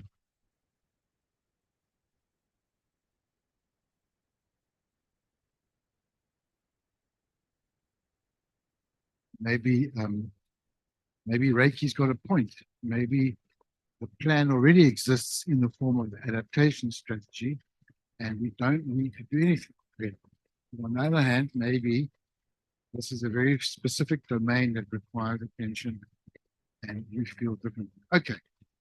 All right. Let's see if we have any volunteers who are prepared to open up with the questions 1. Anyone? Come on, be brave. Thank you. We've got to take her. Yeah, so for me, because of my research area of work and even some of the discussions that we've had here, I would propose that the DSI should fund research on developing the capacity of local champions to facilitate the dissemination of information on extreme events at the community level. So one of the reasons we need to do this is so that we can capacitate people, especially at the local level. Okay, I'm happy with that one. Anyone else? Why should we do this, or should we not do this? Any views? Anyone?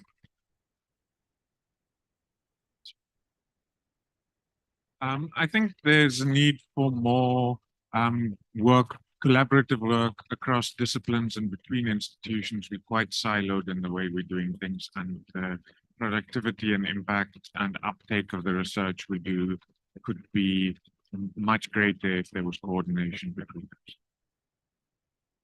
Coordinating role for Sarah. Francois? I think an important selling point is climate change. It's changing the nature of extremes, and it's making everything we are doing more relevant. Short-range forecasting, seasonal forecasting, climate change projections. I think an important part of selling this work is the unprecedented nature of these things. There are new types of risks that we could possibly not even predicting about them.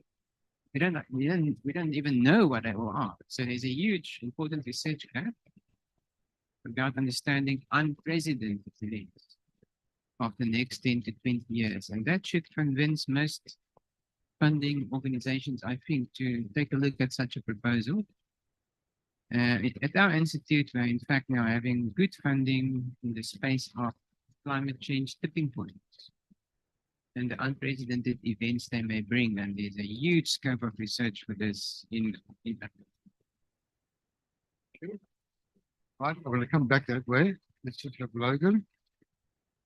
Thanks. Now, this feeds into why do you want to do whatever, maybe possibly training and development, and then that ties up with you need funding for that. And then also you need to professionalize the institution and with the view to getting international cooperation and support so that you can bring that, whatever is happening internationally, bring it here, if that's not happening already.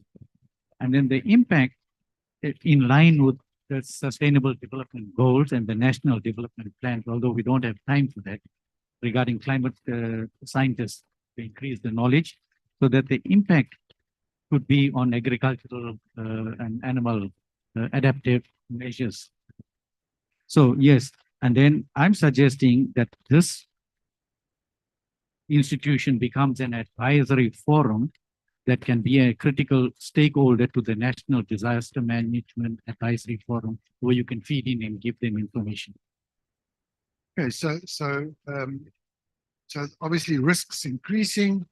The country is getting better organized around these things. We've got climate services coming, and there are quite a lot of different ways in which we can justify this, with the important role of really bringing communities out of their silos to think together, to coordinate things, and also to provide capacity building potentially at different levels.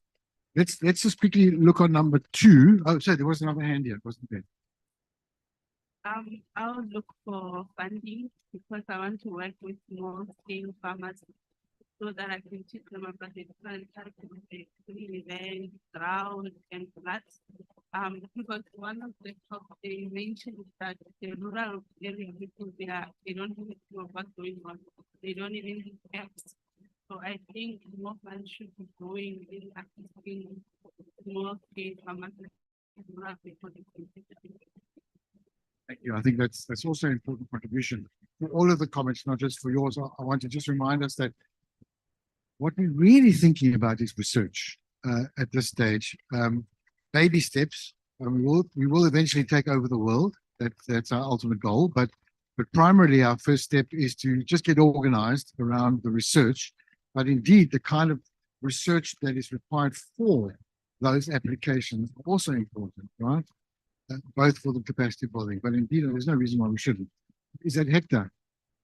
Go ahead, Hector. Then I want to move on quickly to the other inputs. Yes, thank you. My submission is that it is important to determine the questions that matter most to different sectors, and therefore develop products that are tailored to address those questions, and then ensure that the limitations of the science are understood by the users of the science, instead of just developing products that we think they require when they don't require. what type of information, like we started doing this when we started seasonal forecast, we produce products that even the users themselves would not use, would not make decisions based on those products. Because there was no information like when to plant, when to irrigate, and so on. Those are the decisions farmers would want. So in terms of extremes, you want to understand exactly what are the questions that matter most. When should, for example, if there's evacuation and so on. So for different sectors and so on. So you need to, that's my submission, that to understand the requirements of different sectors, different user communities, so that we tailor our products to target those while also ensuring that the limitations of the science are communicated. Yeah.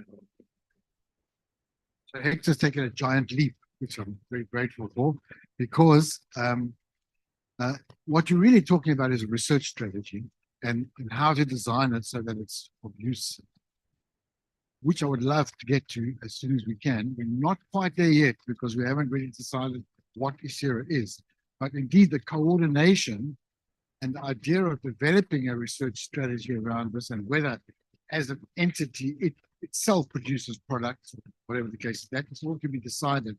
But ideally, that would be a great success if we got that.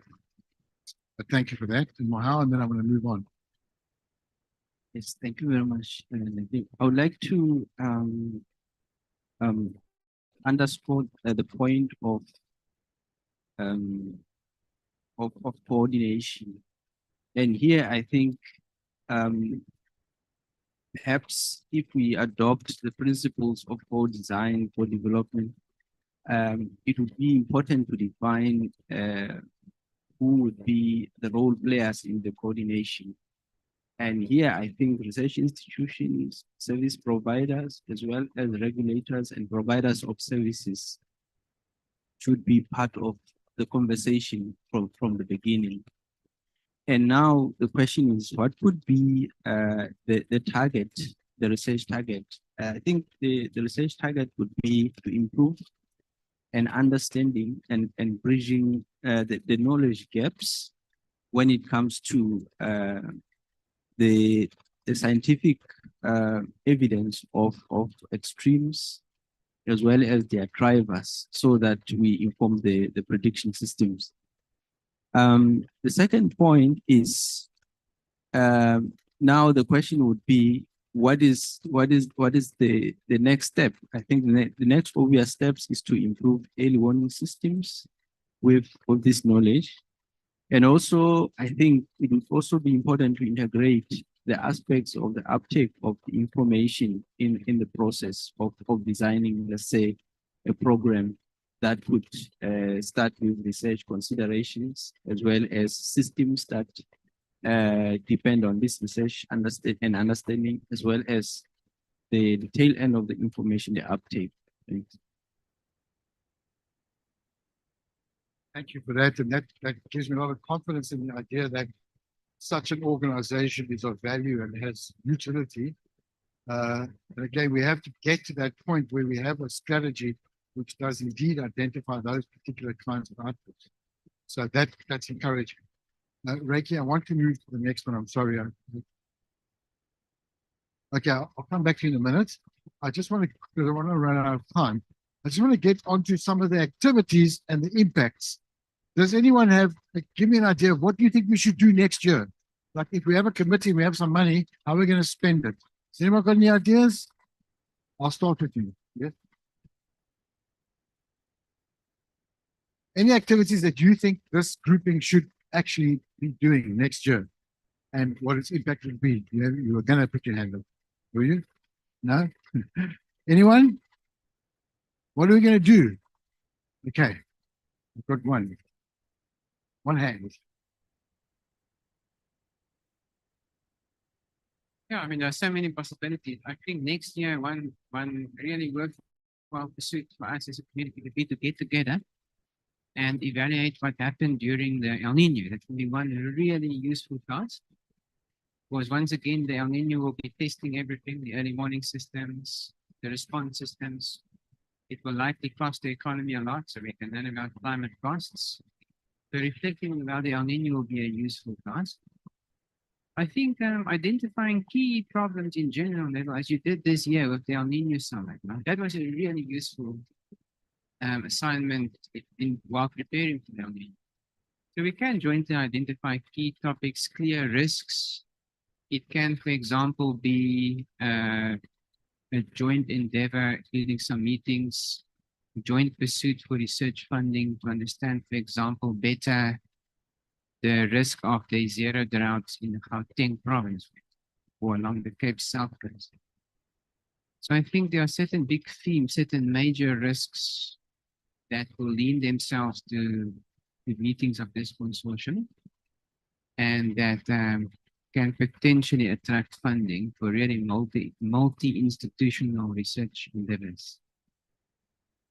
Thanks for kicking that off, Francois. I mean, somebody's going to say we should have a seminar series. Just be careful because everybody's having seminar series. But indeed, I like that, and I'm going to elaborate on what you said just now. How? I think as a community for the country, we can target to come up with a state of climate report that could be a massive collaboration that is produced every year and probably communicated with Parliament or whoever is responsible for climate issues at the parliamentary level. That we don't have a mandate to do that. Again, it's what I'd love to do. I think that does exist, mandate for the favorite Parliament, does it? Okay, Charlie, answer this and then I'll come back to the side. So I think that does exist, if I'm not mistaken, State of Climate Report, right?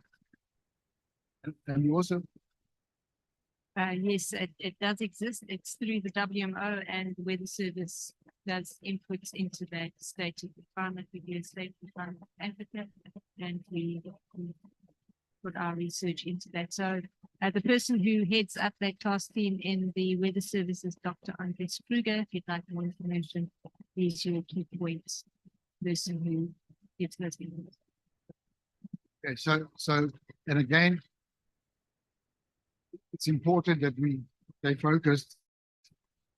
I mean, again, I want to take over the world, as you know, and we'll get there. Me, Pinky and the Brain. You know what I'm talking about. You have to be, I'll just give away my age. Pinky and the Brain, look it up.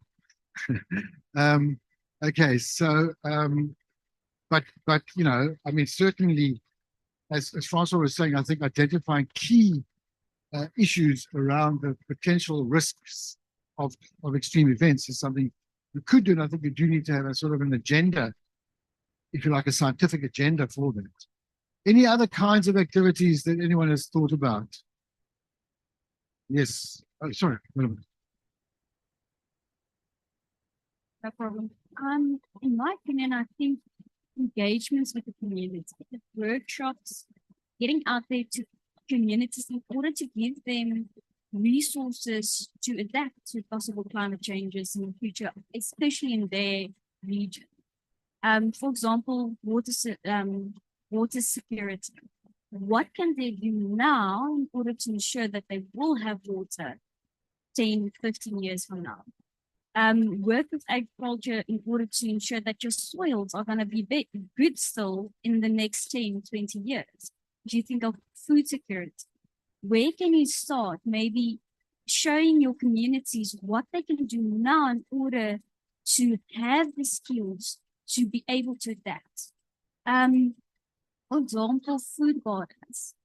Get involved with food gardens with schools. Teach the kids how to garden, how to grow their own food, because we almost need to go back to the basics in order to know what to do in the future. Well, thank you for that. Again, those are adaptation activities, and I think that there's a lot of that going on. Perhaps it's not as organized as it should be.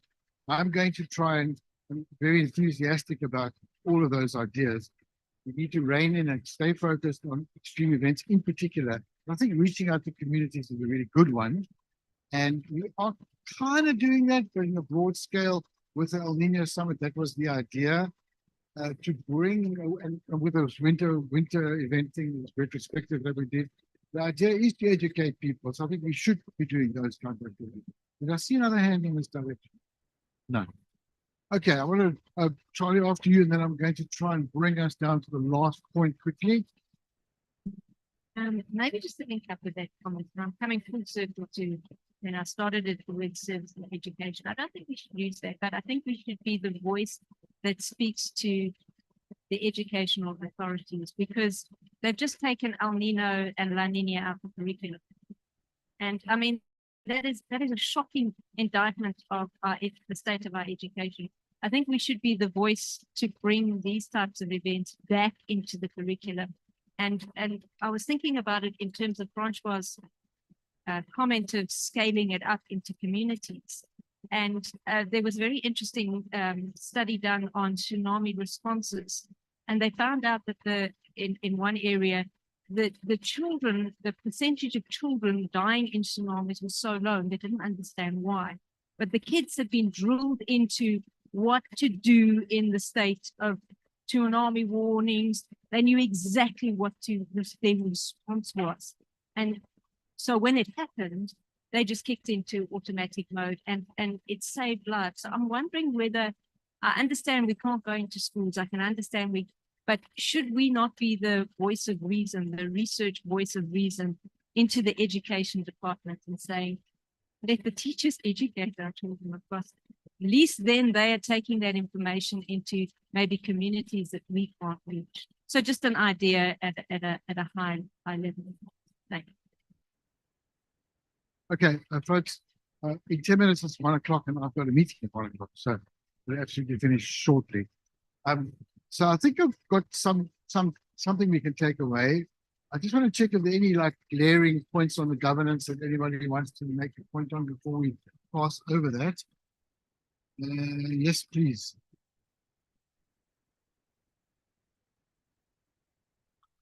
I just want to make a point that in order to convince these government departments, they need to stress what the amount that the economic loss for these extreme, what they cost in the country. That's how you're going to get their attention. The rationale, there's a lot of that in original thinking, and in fact, there's quite good data now on that. So one can, and I think there have been cost estimates put in for some of these events. So indeed, but it's not like we are aiming to prevent them from happening.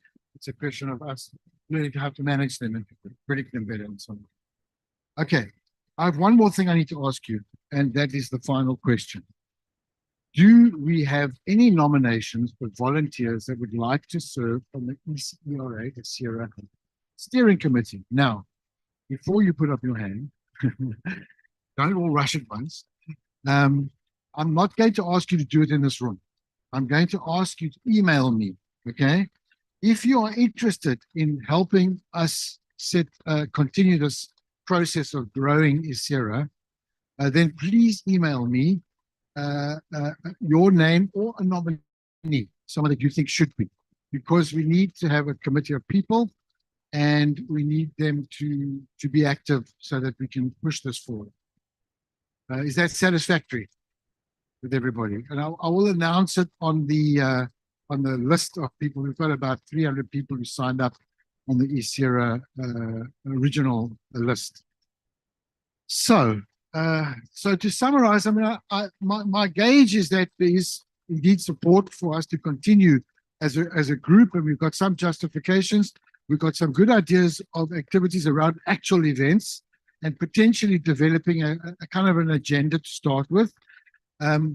I personally would like to see this is my thing, this is what Access does really, is to see a collectively designed and consultative process ending up with a real research priority list or a set of series of questions and some requirements around capacity for that.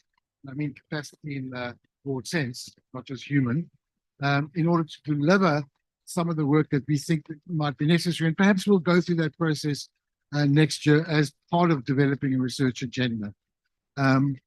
And I think that justifying the investment should be, and the potential impact of our work should be straightforward enough, I think, to articulate. And then I will hope that I get a few people's names who are willing to take ownership of this process in the new year. But I will email everybody about that to remind you. So I'm going to close this session with a question to you about any other comments or suggestions that you might want to throw in before we close.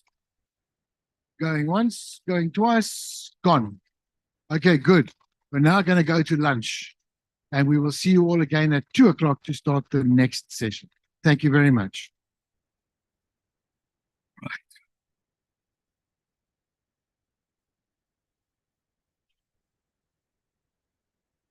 Good.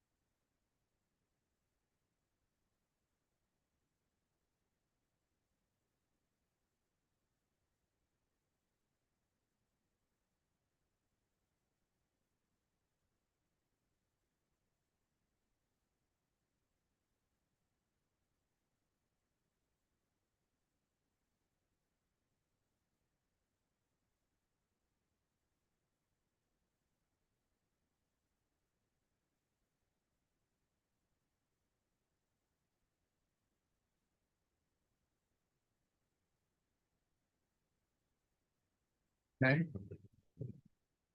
Anything you can do is a woman to do.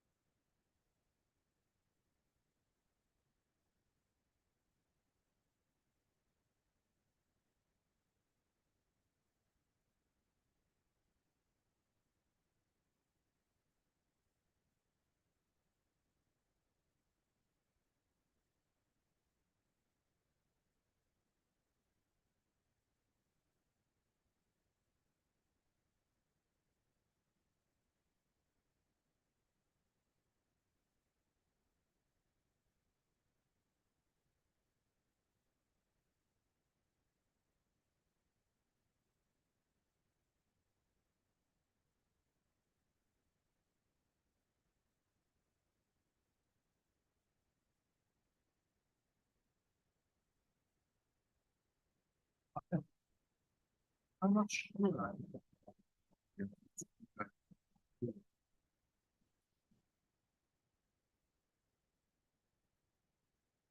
Then you put the mic again, still on line. Maybe you can finish it really. Would be nice.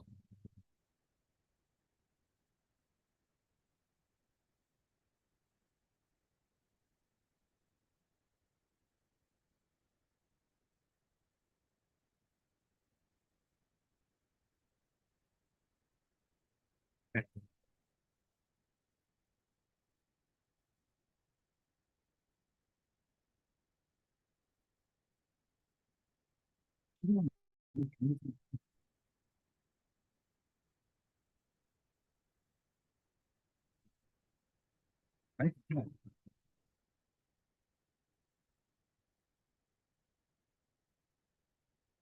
Which one is in there? Which two?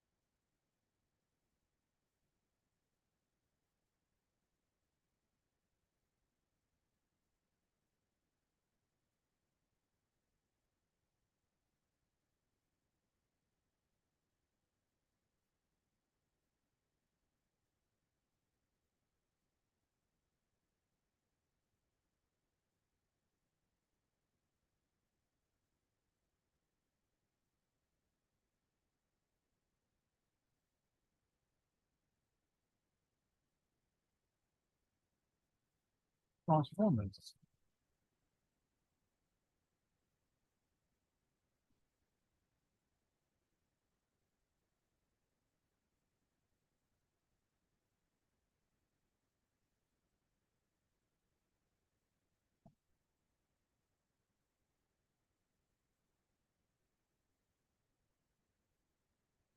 Okay.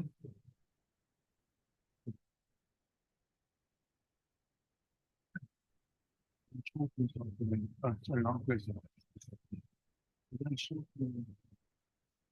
I never want to do it.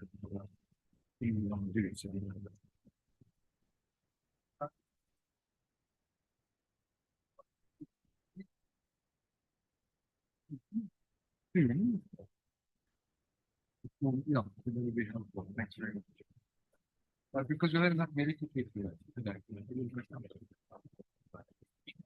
No, I mean,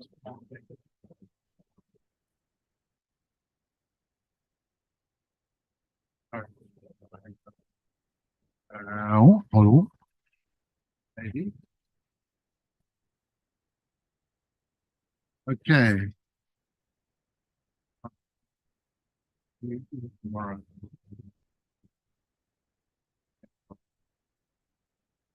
Let's see, we've got a few stragglers left there. Now, we have a little challenge, and that is that we're starting to talk about climate and health today, and there aren't too many health people here. There are lots of climate people here. Not that many health people today. I suspect there'll be more health people tomorrow. So our program as it stands is that what Malebo and I planned to do was to talk about outcomes of the survey from the health aspects, and then kind of have a session with the climate and health people. But given that there are mostly climate people here, one or two climate and health people, we might truncate that. We'll see how that goes, okay? I mean, I'll ask you all to pretend that you're a fake doctor, like the guy that was arrested last week, well, this week actually, right? You hear the story.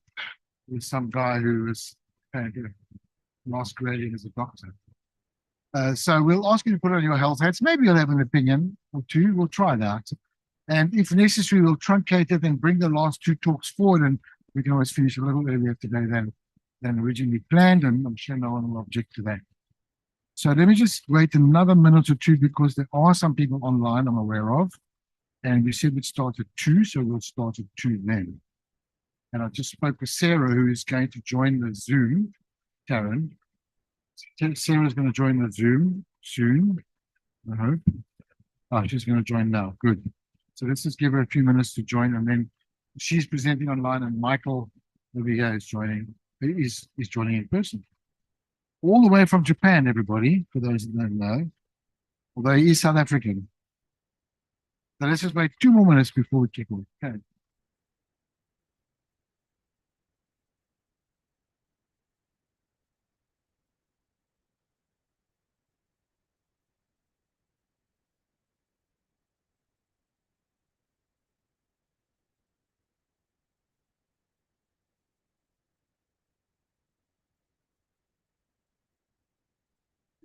For completion, and for the record, I might have to repeat some stuff that we said at the beginning of the ISERA workshop. So the 2 initiatives that we undertook this year were the idea of an extreme events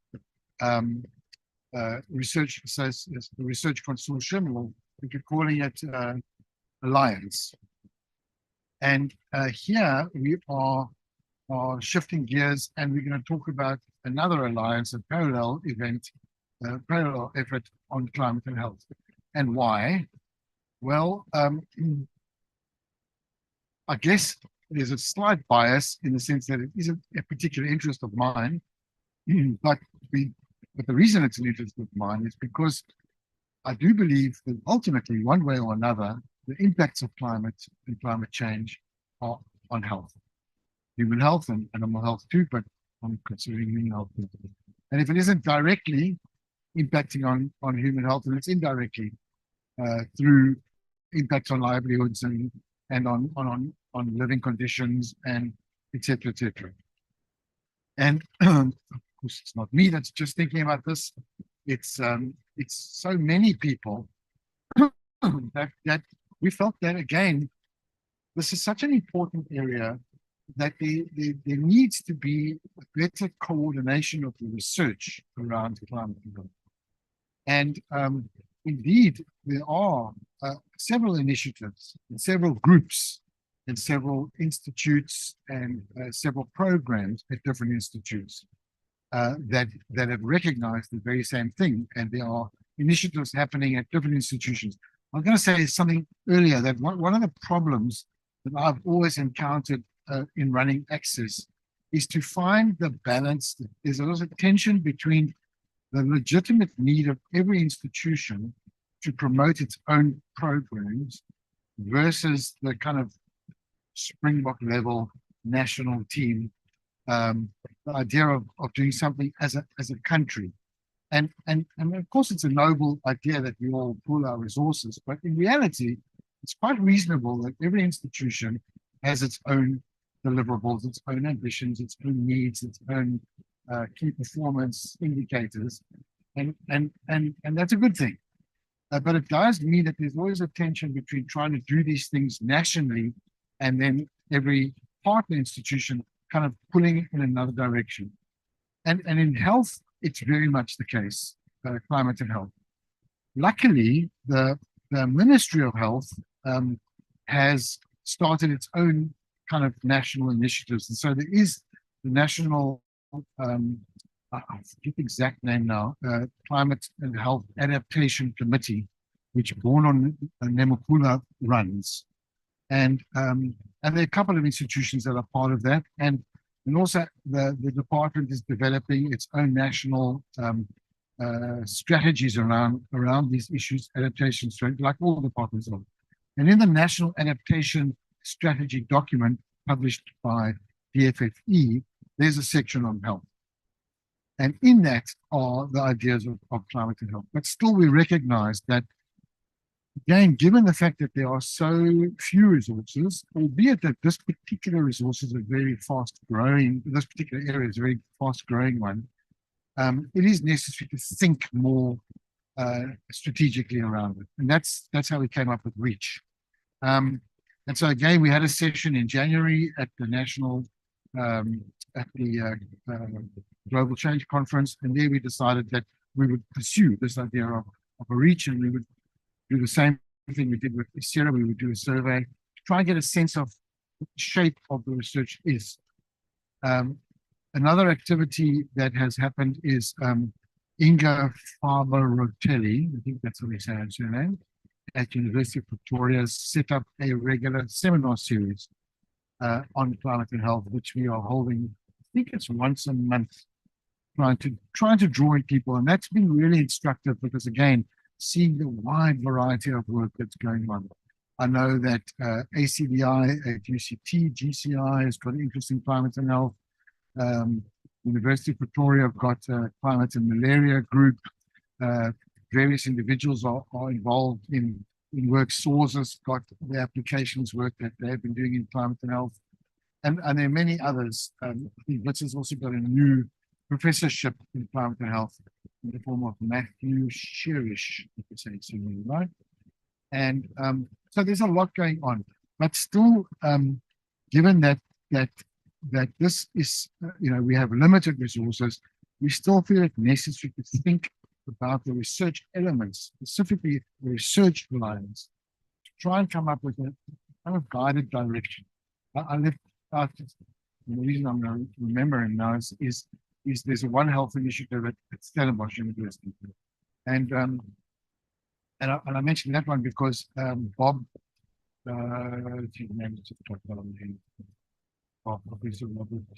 Marsh, who's a One Health expert, he helped us put this framework together. We helped him think about this. So what we did was we've got the seminar series going, and again, we wanted to try and get a shape of the space, get a sense of what's going on, and and then use that as a means of taking the organization of this community forward. So what we're going to do now is, oh, it's not on screen. Can I get it on screen? Thanks. So what we're going to do now is Malebo is going to come and Malebo and I are going to do our show again. And then we're going to show you what results we've got from the survey so far. And again, I emphasize we've just started analyzing this. And then I've got again another series of questions I want to ask you about the survey.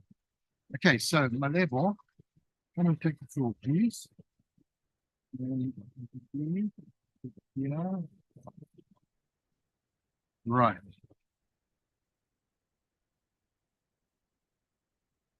Afternoon, everyone. I'll continue with the discussion, or rather the presentation of the survey results from yesterday. Please bear with me. Some of the slides and information will repeat.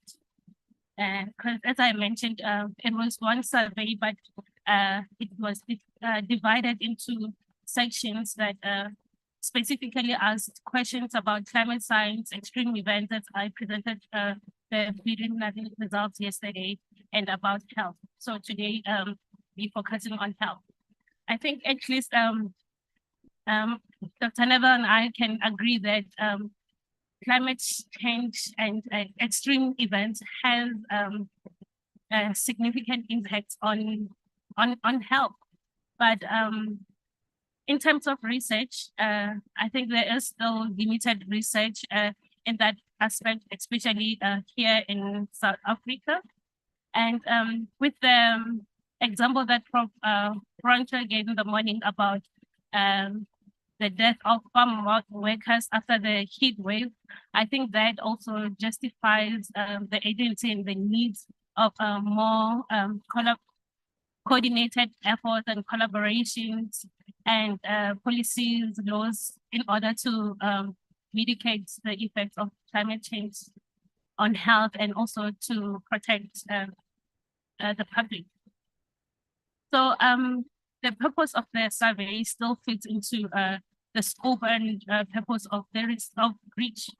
So we still want to have a database of researchers where we can see who's doing what research and in what area, what the area of focus is, and what still needs to be done. And so in an effort to see, also to see like what capacity of that we still need to, to build. So for those that were not here, so the survey was it's an online survey which was created in Google Forms, and it was shared with about 400 on 400 emails, and we targeted academic researchers, and yeah, and it's still open because we want to keep it. We want to keep our list updated. And it was divided into 5 sections. We asked information about demographic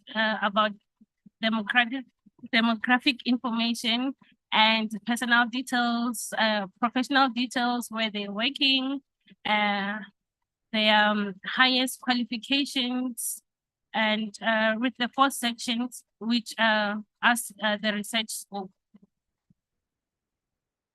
And just overall, from the survey, we had more males responding, and more people, or rather more responses were from people with masters as their highest qualification.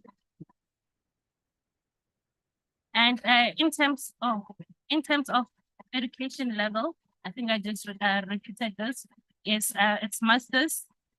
And there were few that were working on support roles. And yeah, I think from now I'll let Dr. Neville to explain the framework and give the results for climate science. I'd like to give you much detail as I did yesterday, just so that you understand for those that weren't here, that we looked at this in three ways. So we asked people to identify whether they feel like they are climate scientists or whether they are working, and in particular working on extreme events, or whether they are climate scientists working in health or health scientists working with climate. So in a sense, it's an artificial distinction, as was explained yesterday. A lot of people get stuck on that because they're not in either, they're in both. And that makes it difficult to say, well, I am involved in, seasonal forecasting and malaria, as that might be the case. So again, it's an attempt to get a sense of who's doing what. So for climate, we did major categories and we did the observations in different time scales. We pointed out yesterday that those are not the WMO's definition of climate scale. Nevertheless, we're talking about weather prediction, climate modeling, development, then extreme events, the other one, and then we see outside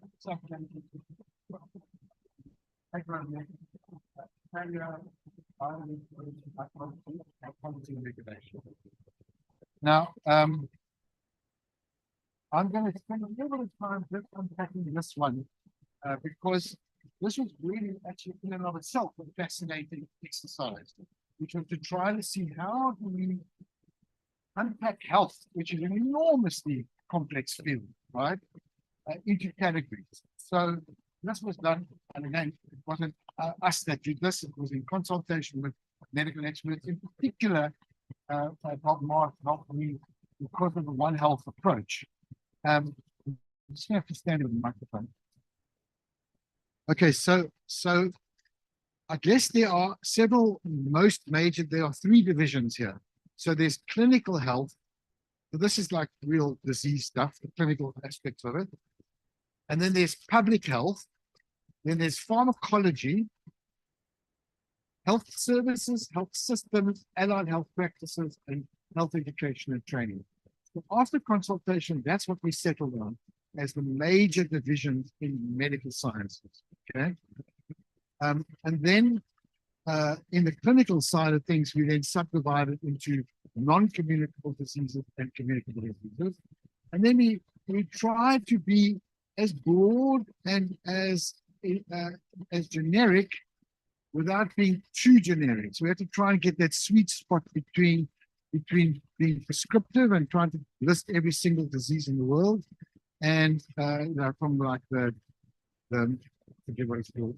I was going to say the DSM, but that's not what I meant. So we even got things like mental health, maternal health, cancers, and you can read them. And then the infectious diseases, we went by organ, although not entirely. So we went like respiratory, gastrointestinal, blood, parasitic, vector, skin, micro, and other. And then the public health ones, again, we used existing definitions and existing categorizations to define the public health. And there are often overlaps in these. So sometimes we would probably get an artificial description of those. Pharmacology, we didn't unpack because we didn't really know how to. We didn't have a resource to use to do that. But certainly it was explained to me that pharmacology does have both an impact from climate change and an impact on climate change. Don't ask me how. It was explained to me, but I can't recall how.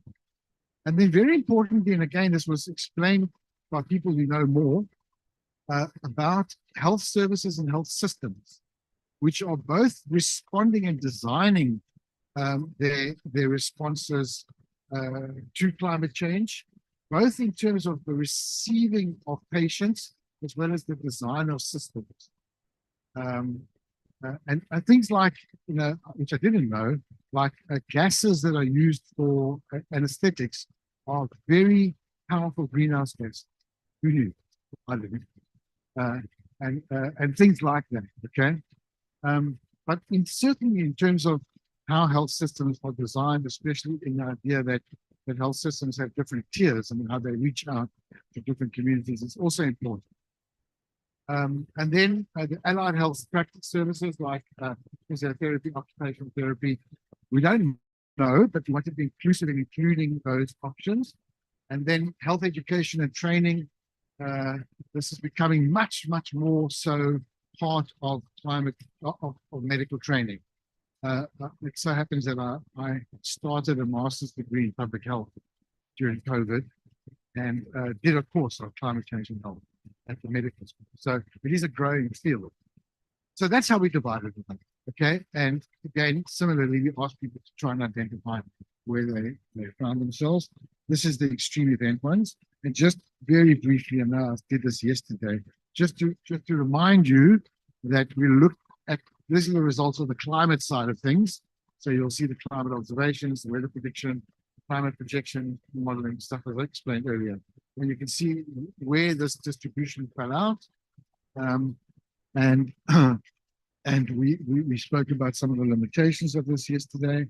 And then we looked at the subcategories as well. And you can see, again, I'm not going to go through it now, where the distribution of effort came out. And again, I understand there is critique of it, and that's fine. Just to remind you also that we asked for a narrative for those people that felt that there were areas that they could have identified with, but were not included in the survey. So we do have that data, we just need to analyze it. Okay, so that's the outcome from the climate side of things. Are you ready to present the other results? Thanks.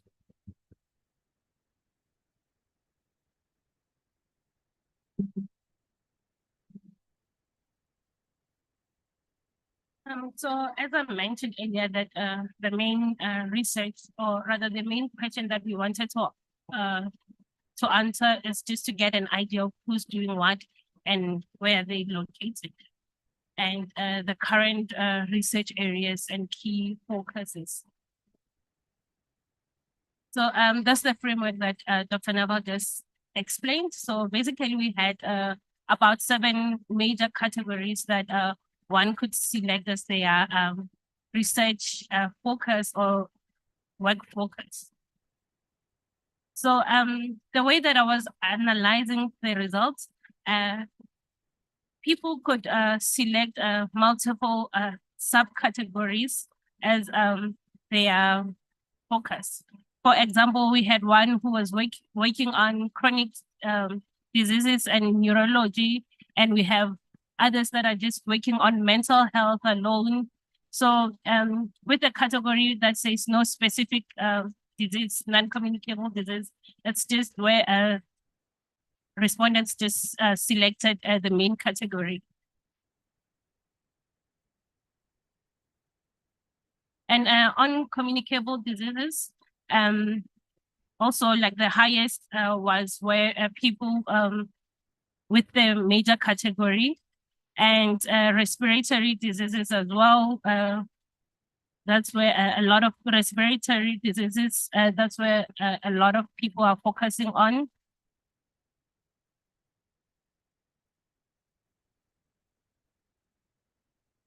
And in terms of public health categories, people indicated the whole category, public health, as the major one. And I think like because like the subcategories were a bit broad, so they might had difficulty in like selecting the specific category.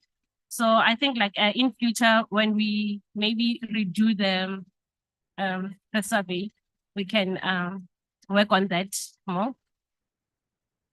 And in terms of education and training,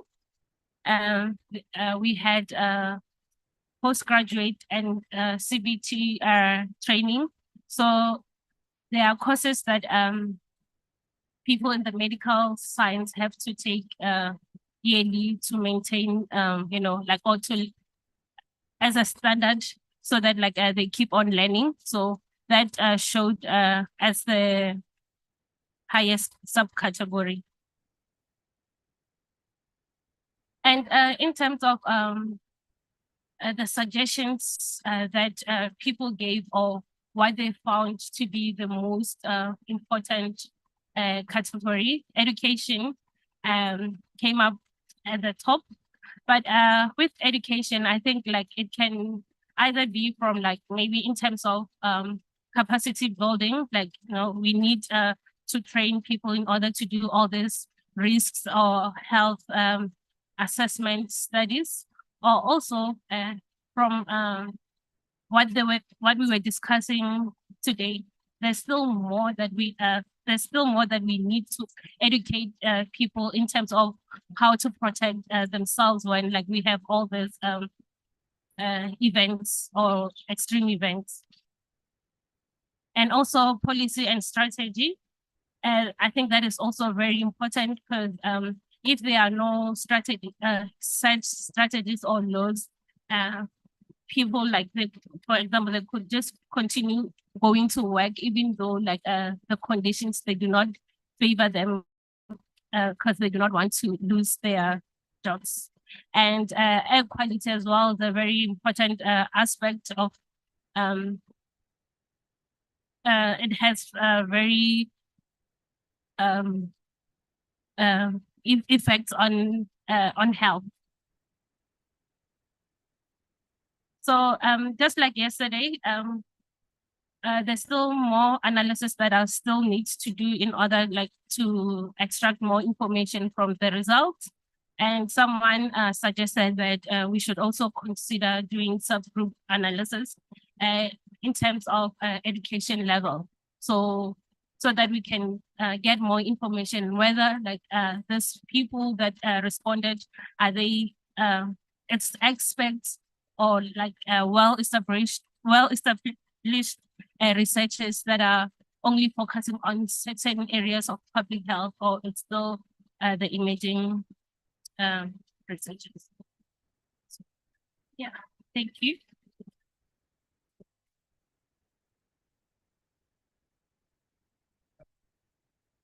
So,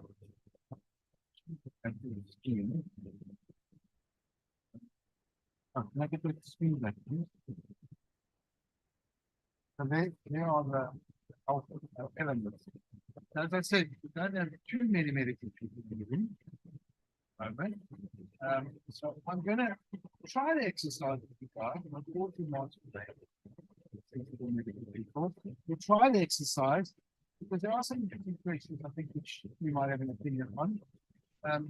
Let's do it for a brief amount of time, and then what I propose we do, once we've had a little bit of extraction of ideas around this, we will go to the two presentations and we'll try and finish.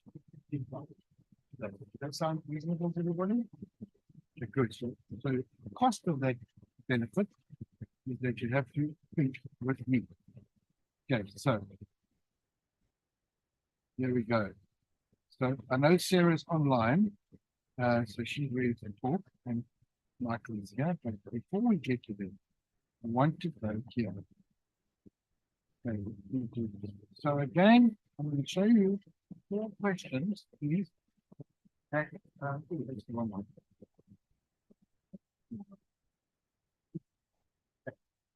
So I want to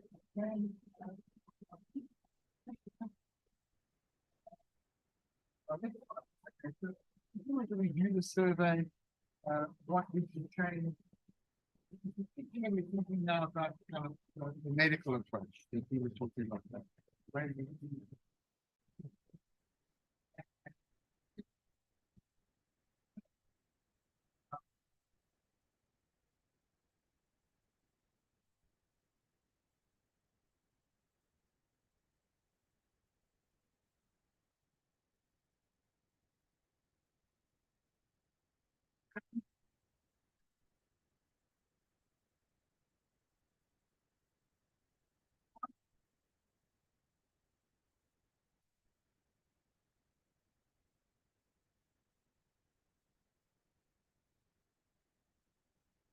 In the end.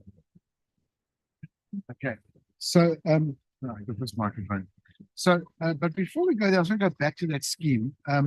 So, let me just quickly go back to that scheme. So, can we swap screens with you?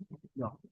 So again, I just want to remind you that the way this was structured was around clinical work, clinical work, public health, pharmacology, health services, health systems, practice, allied health practices, and health education and training.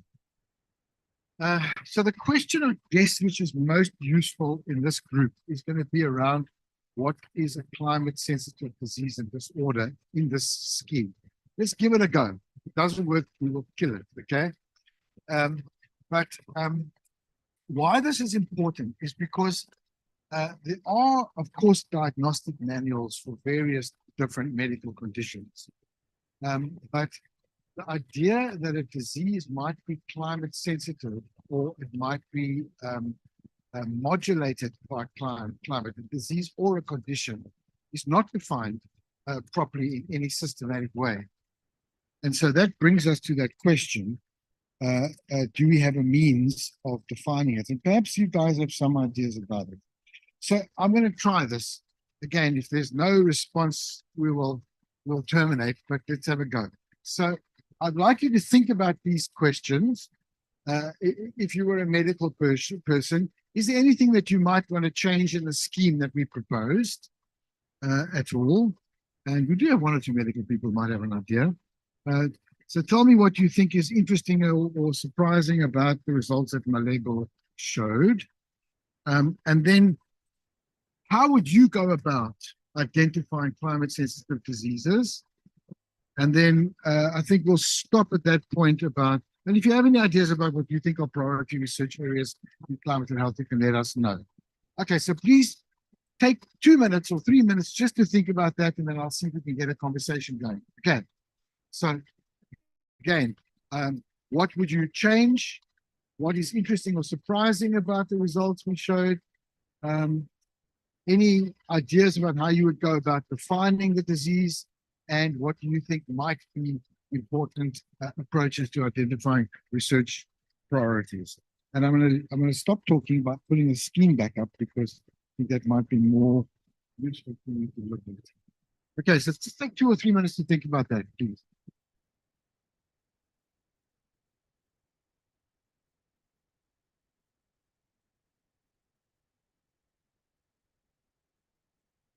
Oh, and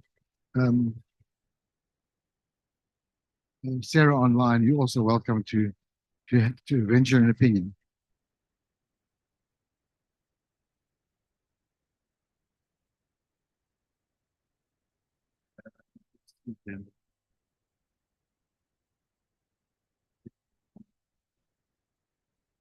Questions?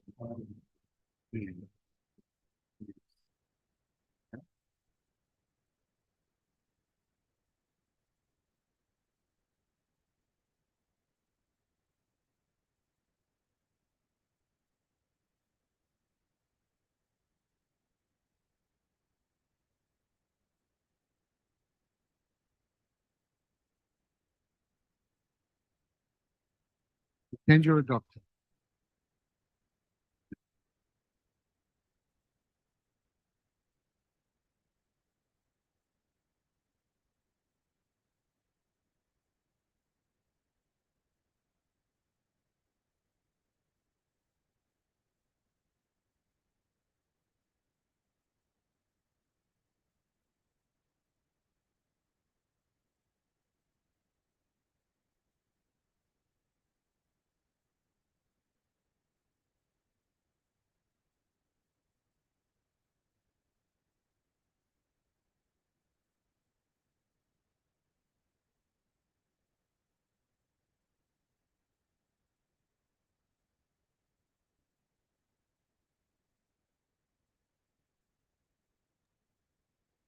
Hi, Neville. Table's coming back. Okay. I missed the question. So it's to comment on these questions, right? Results. Oh, goodness. I missed a bit of it, actually. I can run through them quickly with you. Therefore,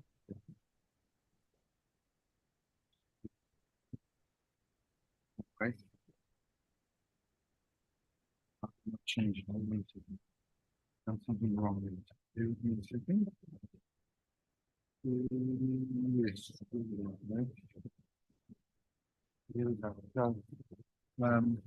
So major, so non-communicable diseases, really more of a focus, I would say. So some people didn't specify non-communicable diseases, but there's, I guess, a concentration around maternal and child health. But I think given a low turnout here, that might be a biased number. And then non-communicable diseases again, as we just done them. Yeah, so and then communicable diseases again. We only so interesting respiratory and infectious diseases. And I think the interesting thing is that some of the gastrointestinal diseases are in fact also infectious, and similarly with the respiratory diseases. But so people would have chosen both. But I guess the one that came out the most was respiratory, and I guess that's no surprise given COVID. And then public health, again, broad categories of public health, no particular turnout. There's a lot of environmental health that goes on, and air quality came out. All right, we'll show you. Oh yes, and so there was a section on education, where again we had, and again, CPD is an interesting thing because all medical practitioners are really required to do CPD, points, continued professional development points, and so often any courses that are accredited they will do. It's a good way to make money. Okay, listen, I don't want to push this too far because I'm not sure that it will be productive.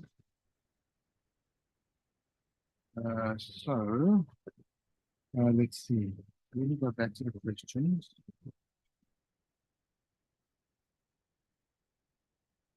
Right. Okay. I've got a hand that's very relieved to see. I hope it's a hand of content and not of criticism. It's a question. Have you had any involvement from SASREAX climate and health? Answer to that is no. But that reminds me to say that we have colleagues here from the Lung Institute, right? And they are involved in one of the other groups that have developed it. Just say it, Laura, without stealing your thunder. You want to say something about it, maybe? Okay, we are planning to present a grant for NIH with subcategory South African Pollen Network, SAPREN, with the Naval Reach and etc. So our aim is to study the fungals in outdoor and indoor sampling, correlate with the health issue, and in case of climate change and extreme events. So this is the main idea of our funds that we are planning to present soon. So very interesting group. Obviously, they've a long-standing group looking at pollen and allergies.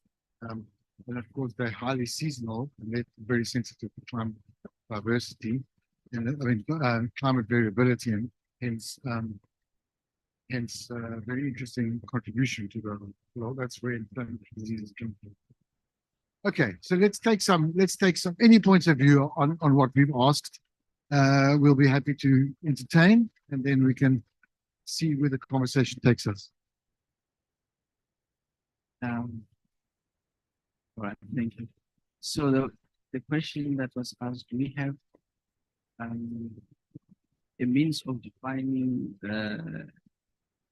climate sensitive diseases? That's the question. Yeah. So I just want to just maybe share some learnings on a project that I was involved in the soup, risk and vulnerability for health in the soup. So one of the things that stood out there was that when it comes to issues of climate and health, sometimes you have indirect connections. For example, a lot of vulnerabilities that are directly associated with climate would also be associated with age categories. So you have a situation where the young and the elderly would respond negatively to extremes, for example, extremes in temperature. And these issues, the health professionals are able to pick them quickly. Also, when it comes to forms of labor, issues of heat strokes, they also managed to associate them directly with the climate, prevailing climate circumstances. The other one, which is I found very interesting, was that when it comes to communicable diseases like HIV and AIDS, there was a feedback. In fact, there was a published paper which reported that in situations where there is drought, the management of communicable diseases becomes very difficult in connection with poverty that gets induced by drought. So these are some of the things that would be fleshed out in those kind of analysis that they came. Nice. Perhaps the last point that I would like to highlight is that when it comes to diseases like waterborne diseases as well as airborne diseases, I think what is interesting also here is the monitoring aspects of those diseases, which of course the health system will have ways to monitor those, but the connection between the monitor data and climate data I think is an area which is quite interesting, and it's also an area where many countries will find they have a lot of gaps. So you reminded me to say something which I should have said earlier. The National Institute of Communicable Diseases is very keen to develop surveillance for climate sensitive diseases, but they don't know yet how to do it, what to do. So, for example, currently there is a surveillance, the term is surveillance, the medical term they use is surveillance for a diarrheal disease. But what they look at is the biology, what bugs are occurring where, cholera, salmonella, and various others like hysteria. So what's happening? And so that's what they're sampling at their sentinel sites. What they're not sampling is incidents. So when there's an outbreak of cholera, they'll pick that up. Then they will do an investigation. But there's no ongoing monitoring there's no time series of incidents. There is a time series of incidents of diarrheal diseases in children, which is pediatric cases of children that are entered into either clinics or into the public health system, become a record, every case, but not of adults, and not of, so not 5 years and younger. There's quite good data on that, that's all. So indeed, what the NICD wants to do is to start, and you will hear tomorrow, I'll talk tomorrow from Pam Brunewald. Well, they're interested in the burden of disease. And how do we get a burden of disease measure which is sensitive to climate? Of course, we talking about excess deaths. What it is. We talk about excess deaths. No, who was talking about excess deaths? Somebody was one of the talks earlier. Excess deaths, become one of the big metrics of this and attribution. So there's a lot of desire to start to account for the impact of climate on health and mobility and mortality, which governments are. So thanks. I'm not sure if I should talk up, just provide some revenue to. Rachel, for both, please. One thing, when I filled out the survey that I found really hard was just filling in those blocks. It didn't give you a good picture of what actually, what are we doing? And if we do want advice for the next time you do it, I would love to see a more allowing us to do more descriptive activity. Right. And you can, in analysis, use a large language model or something Right. to really pull out. Right. Because these results, I think, don't actually No, show we what pick your people are doing. It's fine. We had the same comment yesterday, actually on the climate side of things. And we did try to provide a narrative space. We don't know how, we haven't analyzed that. We said we add what you don't feel adequately represented. But perhaps we didn't do it well enough. Have to expand the everything. Good. I think I'm going to let other people talk. Okay. Well, there are other points to make. Thank you.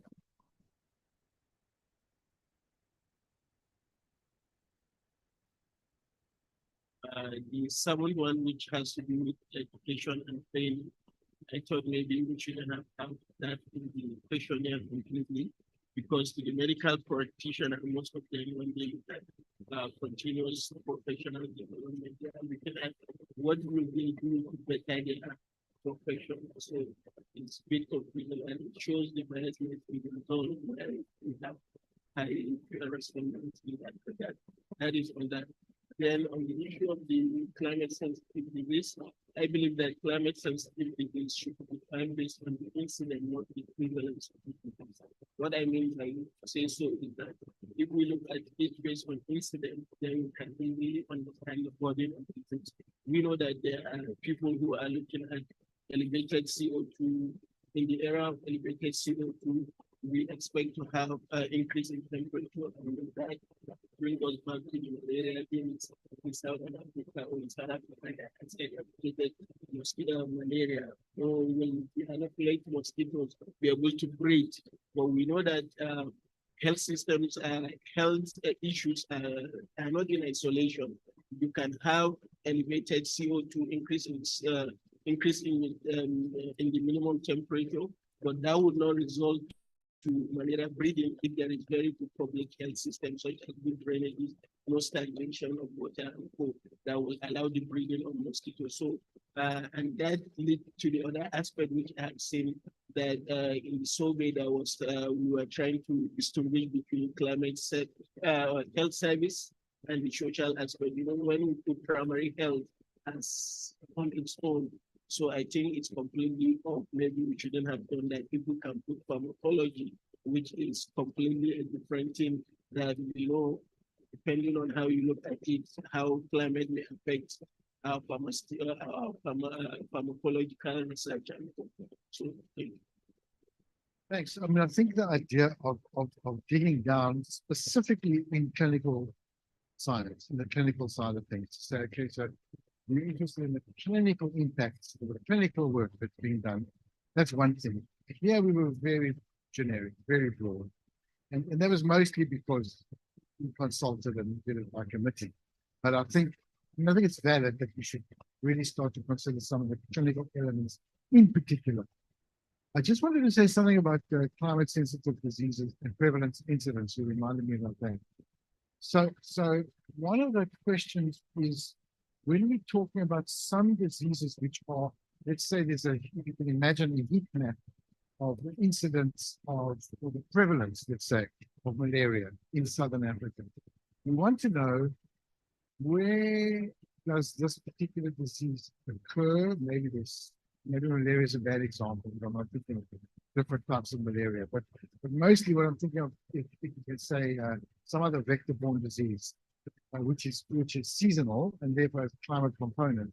So the information we need to get together is, where does it exist? What is it sensitive to in the climate? And those kinds of gathering of information around climate sensitive diseases is really important. I just want to rely on the knowledge that we got last year during one of the SASREAX conference. I think people who were working on health population. Okay. Yeah. So we were looking at head stroke. Yeah, when there was also another person last year that presented on the incidents of head stroke, before the decision of death associated with stroke, which trying to do such kind of mapping. So we can build on the issue of that kind of disease on the health model. Okay, well, that will come up tomorrow. I don't want to steal the time.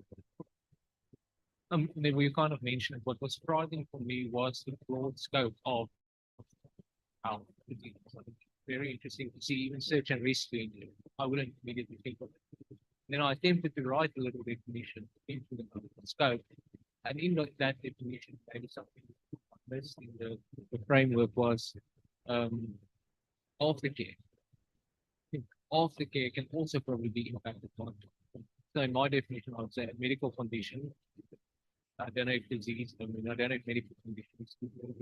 From diagnostic to treatment to aftercare that is negatively affected by weather and climate beyond reasonable scope. That's important because that in fact broadens the thinking around what they mean by climate sensitive addition this water. Okay. I wanted to say it's tempting to skip the clinical and say how many mosquitoes are there this year compared to last year? How many mosquitoes are malaria? But you're right. I mean, and that's where the health system stuff comes in. You talk to the One Health people, they will insist that the health system must be before. Thanks, Neville. From my side, I'm a bit puzzled by the third question. Who is it supposed to be directed to? Is it climate scientists who need to define those climate sensitive diseases, or is it health practitioners? I don't know the answer to your question. I would argue that there's a role for both. I mean, that's what the interface between climate and health needs to achieve. But just to repeat a little bit what I said earlier, I had this vision, of a diagnostic manual to say these are the diseases, the conditions that are sensitive to climate. Now, it might be too big a task because there are people looking at maternal health, impact of climate, and child welfare, on birth weights. There are things like renal failure, where we can't say somebody had renal failure because they were dehydrated. We can say they were dehydrated, but we can't say it was because of the pot. But we can say there's excess deaths today, and there are excess cases of renal failure. We can say that, but whether that's a climate, whether renal failure, let me say it another way. I've always said when people die of heat stroke, or when we have excess deaths, what kills them? What actually kills them? So we know that the heat caused the heat stroke, which caused the death. But what's it recorded as a form of death? Is it death from heat stroke, death from heart failure, death from renal failure? And that's some of the issues we have. We're trying to get, the definitions are important if we're going to get data on attributing morbidity and mortality to a health condition. That is what Pam is going to talk about tomorrow.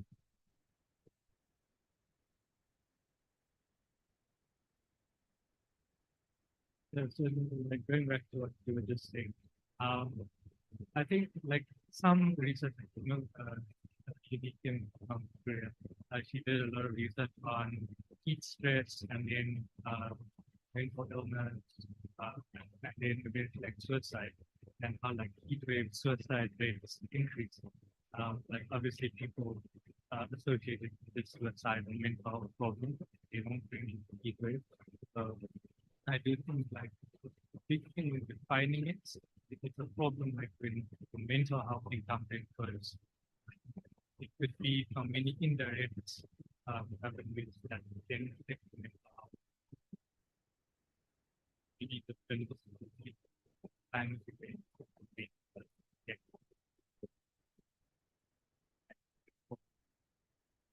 associated.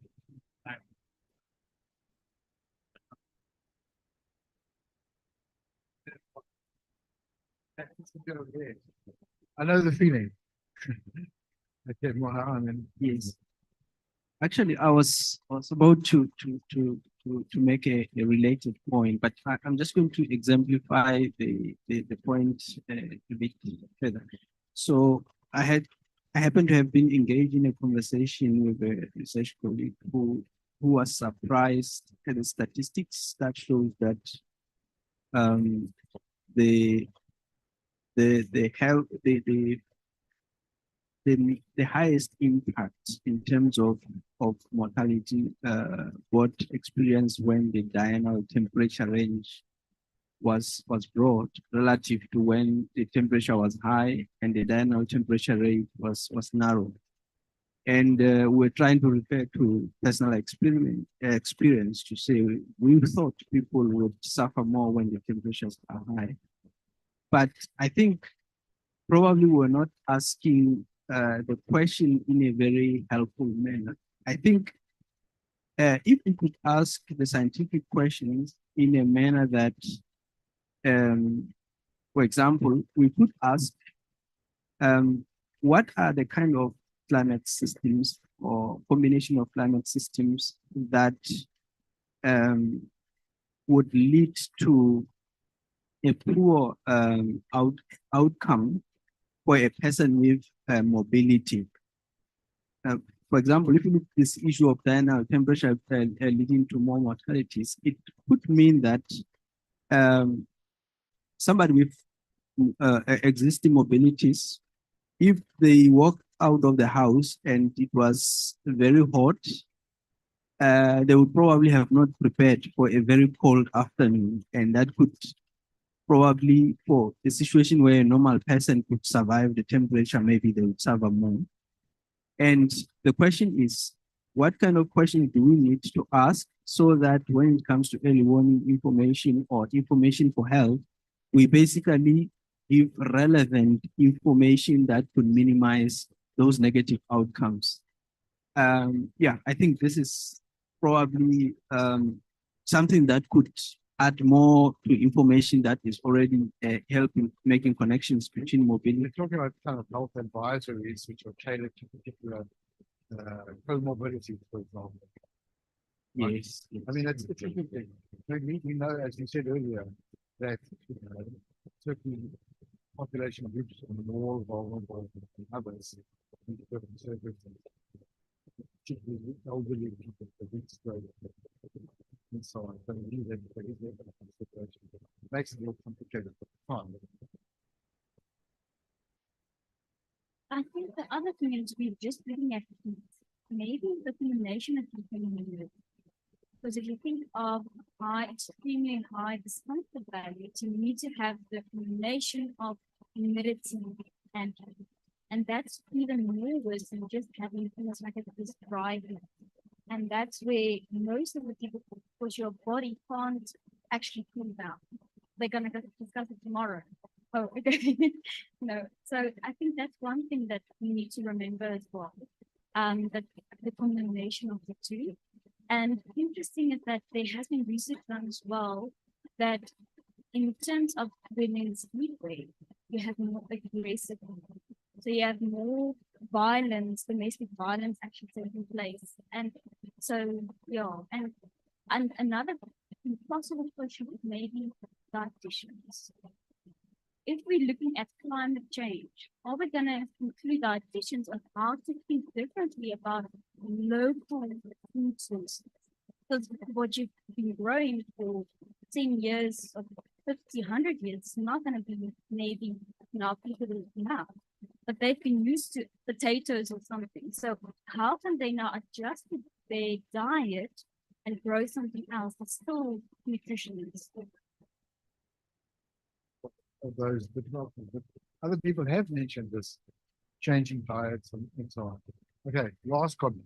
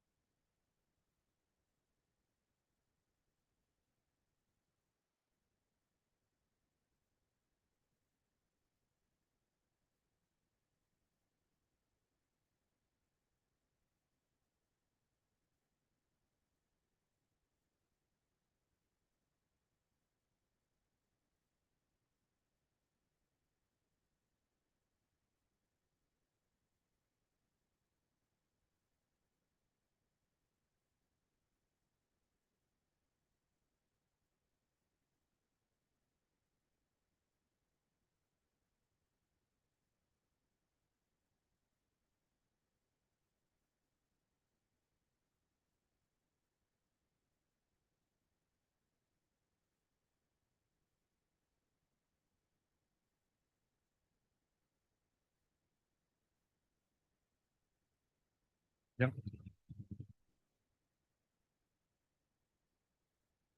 Yep. and I think it's really critical that we don't overstep our boundary in terms of our knowledge, our skill set. Really important to understand. This is why defining these diseases is so important. We need to know what we need to know. You remind me of something else to say that folks, I'd like to move on. I'm grateful that we had some discussion on this topic. I think that for this survey, what we're going to have to do is take a different approach. We're going to probably have to approach people on a kind of a case-by-case, one-to-one basis and extract information face-to-face rather than doing it on an online survey. I think it's going to be a richer resource for us that way and work a bit differently in this particular case. But anyway, we had a go, interesting as it is, and thank you for your input. I'm now going to see whether Sarah and Michael, Sarah, I did ask for mine. Sarah, if you are there, can you try and speak? Sarah online. Yes, yes, I'm here. Unmute Sarah and see if we can hear you. Sounds yes. good. Very good to them. Sarah. Hi. Listen, can you see if you can hear her voice? Can you hear me, Neville? Testing. Sarah, can you hear me? Hello. I'm here. Can you put that computer on the screen? So we can see if you can see Sarah. Okay, let me put my video. Hello.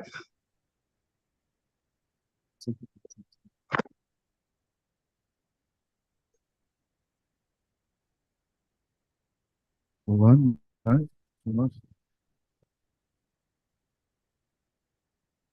Back. Got a little technical issue there. Can you guys hear me as well? Okay. I'll tell you what we'll do. Sarah said she is ready to present when needed, but we need to get the screen on. So what I'll do instead is Michael, you are ready. You are first, anyway, right? Let's get Michael's input. We put it in here. So I'm going to introduce you, Michael.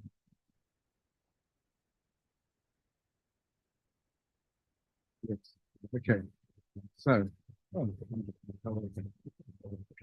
thank you.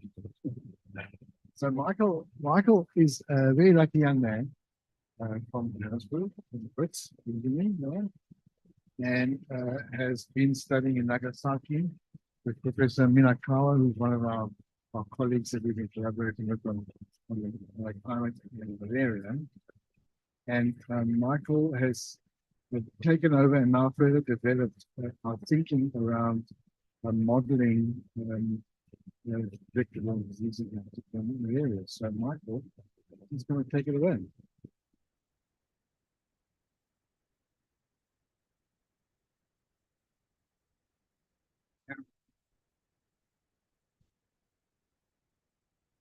Hey, good afternoon, everybody. It's nice to meet you and be back in South Africa as well. Yeah, it's nice to meet all of you and be back here. And yeah, so today I'm just going to give you some of the overview of our study and some of the core results which we've gotten. And so let's start. Okay, just for some background first. We know the vector-borne diseases, they're any disease that's then transmitted to humans via a vector. It can be mosquitoes or flies or other insects or so on, or other vectors, birds even. But like we are focusing on mosquitoes. For malaria and dengue, these together are quite impactful over the world in general, but malaria specifically impacts Africa, with over like 95% of the burden being in Africa. Yeah. And the main vector for malaria is the Anopheles mosquito. And it transmits the malaria to people via the Plasmodium parasites. So it's not a virus or anything, it's a parasite. Once you're infected, then you get sick and there's over 600,000 deaths annually. And this is increasing not just in number, but also the number of countries affected. And this isn't actually going according to the WHO's plan of decreasing malaria by 2025. So that's not happening. Dengue, on the other hand, is transmitted by the Aedes mosquito, and primarily Aedes aegypti, and it's a virus, and it affects 2.1 million people per year, but this number is debatable. It's probably much more, especially in developing countries, places like Vietnam and so on. Our study today, I'll be showing you some predictions that we made for Limpopo area, for the malaria there, and for Vietnam. However, some background on how we made these predictions. We go into the world of deep learning models, and specifically we use what's called a transformer. If anybody knows what GPT is, that's what the model that GPT uses. It's behind all the fancy stuff. Anyway, when it comes to climate and deep learning from epidemiological predictions, predicting malaria cases or dengue cases or threat levels, or classifications, then we find that environmental and climatic conditions are very important, especially because you're dealing with these vectors. Because mosquito breeding, survival rates, parasites, transmission, all of these are affected by the environment. And there's a lot of research and existing studies which have continued to show that things like temperature, rainfall, humidity, they all have a very large impact on these cycles, especially since, for instance, I'm not sure if everyone's familiar with mosquitoes and stuff. After it rains, there's puddles, or you have buckets or tires, and when water stands there, they lay the eggs, and then you get the mosquitoes.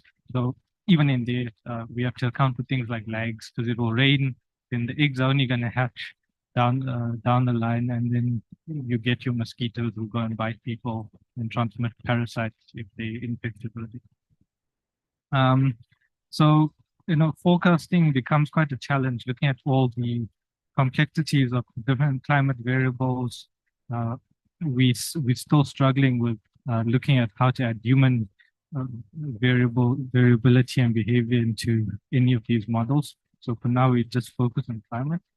And so the thing is, why do you want to forecast? It's because it will help us for proactive public health planning, interventions, resource allocation. A lot of what we're talking about today, a lot of it's for the social aspect. And so we chose transformers because they already show a lot of effectiveness. They've been applied for dengue in Vietnam, and it seemed to be promising. But we were already working on a project before that paper came out anyway. But a lot of papers have now seen that transformers are the way to go for time series predictions. So we applied for malaria. And now why it's quite important is to benefit the laser point. Okay, so one of the things why transformers are important, they help us to capture these complex relationships between the climate and the disease and so on. Of course, usual statistical models and regression and so on, they tend to lose the performance as you add more and more variables. And the climate system is very complex with many different aspects that you can measure and so on. So another thing, they capture long-term dependencies in the data. So things that happened very long ago can also be used to help make the predictions. And then they robust to missing data. This is a big problem in the epidemiological field because our data sources are not always good or up to standard. There's huge gaps, and historical data tends to be old and yeah. Anyway, these days, like the new transformers, they also allow us to interpret and they tell us about the variable importance, which we'll talk about, like what variables are causing this malaria outbreak, something, for instance. instead of just giving you a prediction and you're not sure what's going on. And then lastly, we can get long-term and high-resolution forecasts. We found even up to daily forecasts that are quite accurate. Today, we'll only be focusing mainly on weekly, so just to note. So our objective was just to basically predict the malaria, and then using the newer models, then derive the interpretations from there and see what that told us about the climate data we use for predicting the malaria. Our methodology, we use two models, transformer of attention. This is what you call today maybe a vanilla transformer, quite baseline. And then a temporal fusion transformer, which is much more complex and also allows us then to do the interpretations. The disease data, we had case data for malaria from 1998 to 2022, and then for Vietnam, 2000 to 2018. We used 17 climate parameters. So from temperature, precipitation rate, evaporation rate, soil moisture, and then like things for variability, Indian Ocean dipole, so the DMI and Nino indices. And also use some temporal parameters, sign, cause, month, and day, and so on. Then, like what we saw when we were selecting the features, the more features you add, the better the prediction is going to be, you know.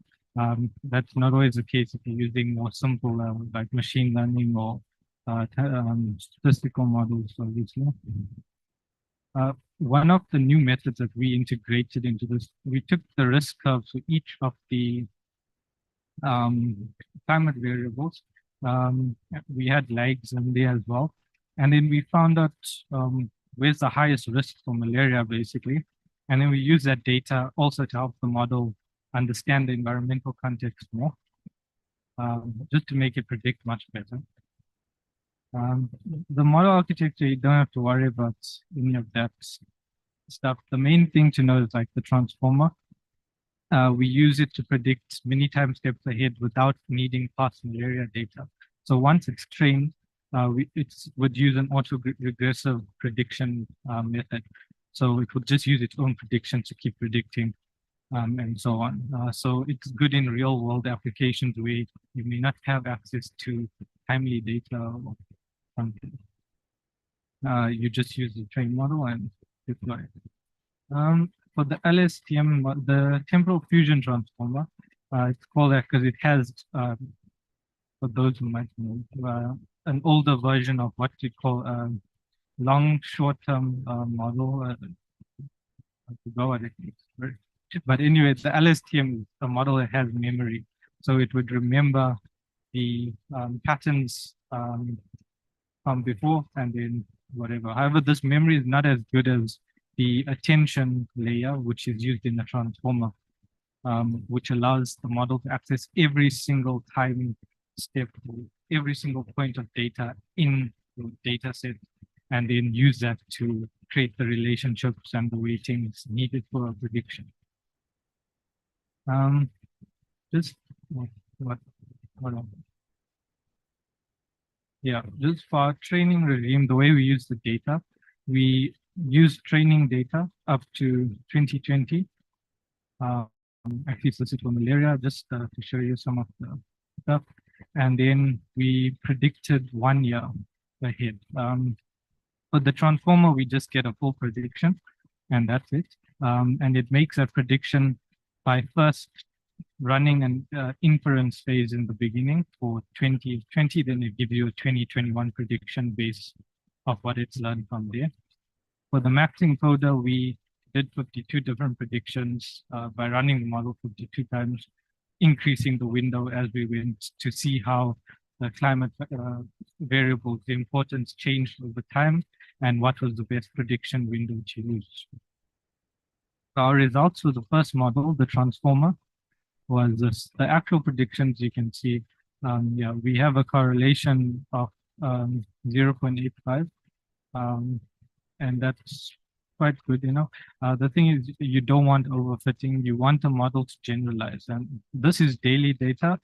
So, in terms of predictions, you would say this is quite useful, especially when it predicts the earlier stages where it's much more, has a higher correlation, more accuracy. Obviously, as further ahead you predict, because it's using its own predictions, it can tend to get a bit sidetracked, but overall, we have good prediction, and this is for 1 year. In real life, we wouldn't need to do that much. It depends on what kind of problems you want to address, and so on. So the results for the second model, this we found that the best models were around 32 weeks, 31, 32 weeks ahead. They had R-squared score of 0.9, most of them. And so we just choose the 3 best models just to show you guys a picture. We see the predictions follow reality quite well. And then we're also able to now see the importance of the variables the models use when they're making these predictions. What we find is the minimum and maximum rainfall and temperature derived variables, they tend to be more important than the actual rainfall or temperature. And I guess this would be because they're not reflecting, maybe minimum and maximum temperature will be reflecting a better picture of your extremes and the range in which the environment is falling in. And that's maybe making malaria more conducive and so on. And we do see that, at least at these levels, things like some variables are not that important, but we do see that IOD does tend to show importance when we're predicting 31 weeks ahead. So even long-term variability signal, such as your DMI and stuff, can basically help your predictions. Sometimes there's low explainability for one prediction scenario, but it may be higher in another one, showing that even like just changing by 1 week, maybe a different variable may become more important, or its signal might be important because of lags or other things in the data that we don't really understand. But at least the machine could be able to pick that up. Just an overall performance from the 10 best models we used. We can see maximum rainfall, temperature, minimum rain. Those are quite important here. Encoder length is just amount of data used for training, kind of, more data, the better. A summary of the performance between both models. We see the second model, the fusion transformer, much more complex and so on. It outperforms the transformer. The transformer does well. It's at 0.87 explained variance, but the temporal fusion transformer model basically much higher, 0.93. Also higher R-squared scores and so on, and MA is better. And now to move on, we tried something with multiple time series forecasts. So not just predicting malaria now, we gave the model dengue data and the climate data for Vietnam. So even with multiple time series being trained for the model, given to the model to train on, it's able to then predict quite well the outcome for malaria and for dengue, even though they're different countries, different climate, but you get a generalized model that performs well on multiple diseases and locations. And so like the red line is the model with dengue only, the blue one is malaria and dengue. And this is just like we started with a prediction length of 10, predicting 10 days ahead up to 50 days, maybe 55 days or something. And we see the R-squared score actually gets a bit higher on average. You'd think in the beginning, shorter prediction intervals would be better, but it kind of have a dip here. But, we get quite consistent average of performance, at least when we get best models. But yeah, you'd find your better models usually at 30 weeks, but sometimes when we train the multiple models, we can even go 60 weeks and still have high performance with like an R-squared score almost over 0.9. When we look at them, whether it's trained on dengue only or malaria and dengue, there's not too much difference in the performance or the prediction. No, it's still quite good, over 95%. So, yeah.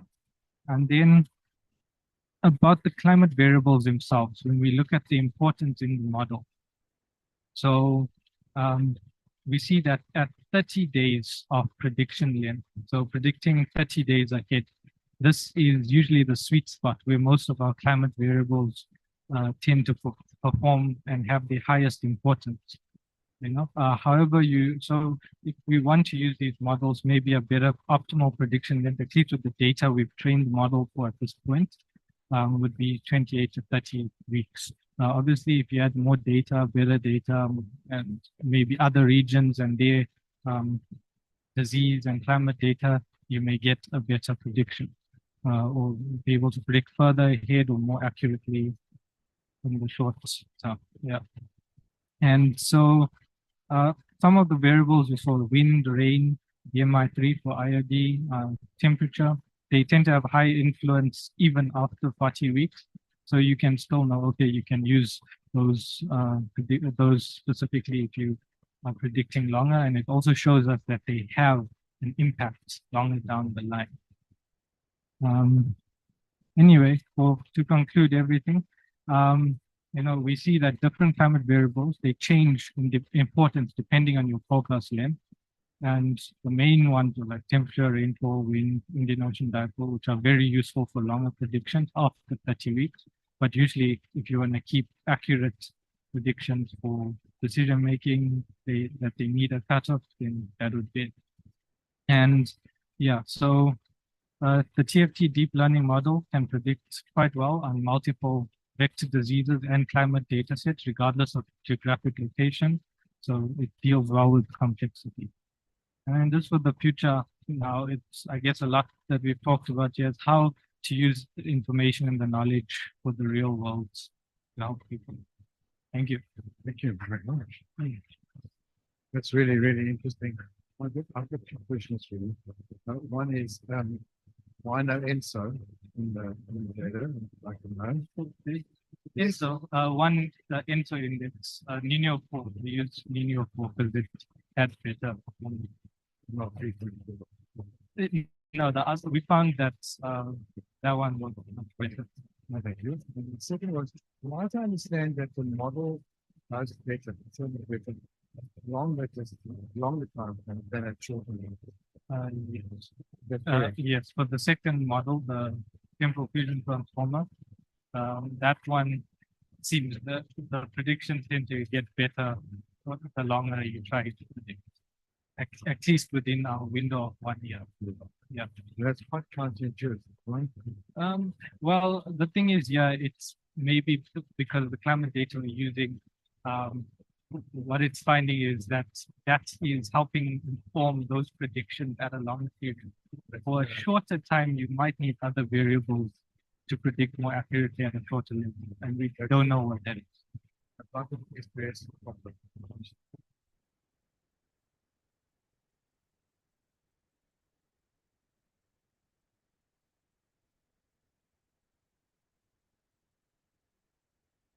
Thank you. That was really interesting.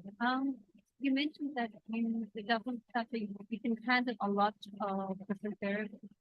Have you thought about handling not just the local climate data, but also, say, Mozambique? Because a lot of the cases we get actually are imported. So it would be interesting to look at if those ones are also quite strong. Yeah, that's actually a good question because it's been a main problem. The problem was getting malaria data from Mozambique. Of course, we can use the weather data and stuff, and we use like some sea surface temperature indices derived from around the Mozambique area. So at least you're getting some climate signal from there. And when we did that, we do find that there's more performance because obviously Mozambique is the feeder for the malaria cases in Limpopo. So whatever the weather is doing in Limpopo, it's also another reason why longer term forecasts might be better. Because by the time the person gets bit in Mozambique, then they start spreading stuff in South Africa. Then the rainfall patterns and so on in South Africa will only then start affecting those mosquito rates and their prevalence and so on, and then biting other people. So it might, yeah, definitely we're going to get some Mozambique data soon in the pipeline, and then we're going to try. But like what we saw with the dengue data, because it's such a robust data set, we're able to predict much more accurately than for the malaria in Limpopo, where our data, because the cases are very low and there's lots of zeros, very unbalanced. So we have that challenge there. So, you know.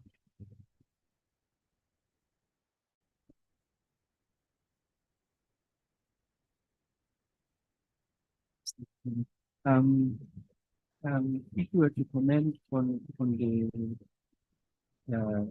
training needs for training time need for transformers to get a good prediction, I'm keen to hear in terms of how much overheads you need to get the model to. Yeah, so yeah, that's why we looked at the chemical fusion from the second model, because it's much faster to train. The transformer could take up to 1 month to train fully.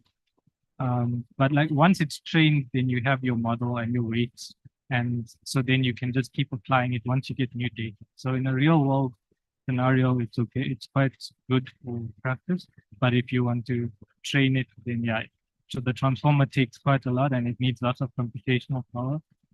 And we don't have a supercomputer. So, but yeah, the second model is much faster. Maybe can be 4 days to a week to train it on all the data. But when using multiple data sets, it kind of increases, but only by a few days.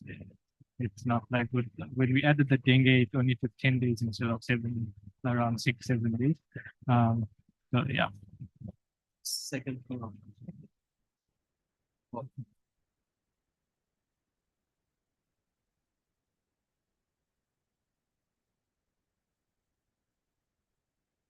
Thank you, Michael. I want to get Sarah on before we introduce her, and then we can go to tea and go home. So let's just check if we've got Sarah online. I'm online. Yes, yes. Yay! Now can we hear you, Sarah? We can I see hope you, but so. can we hear you? No, we can't hear I hope you yet. so. Let's see if we can hear her. Hold on. We're just checking to see why we can get to keep speaking. There's problem earlier. I hope it works. We can hear you. Just a moment. Okay. Can Then you it's check just your sound? oh, No, you got the right microphone. Can you check your microphone? See whether it's the right one. testing, Sorry? testing. The microphone sound thing is there at the bottom. But click on that and make sure you got the right microphone selected. All right. It shouldn't be the level pressure. How do we solve the problem? Is it definitely on her side? There apparently the problem is on your side. Oh, earlier we were I can working. see your microphone is active. I'm sure it's on our side. The microphone seems to be active. Just a second. I'm going to test something here. Talk again. Yeah, hello. This perhaps better if I put some No, the earphones problem is in? not on your side. Yeah, so the sound is not getting through to us. So. It's sticking. Just a moment.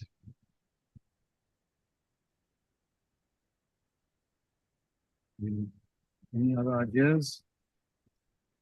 One idea, just a second. Talk again. Hello. No. Sarah. You can hear us now? She can't hear us? I can hear you guys. Okay. You can hear us? Trying to figure out why we can't get the sound through.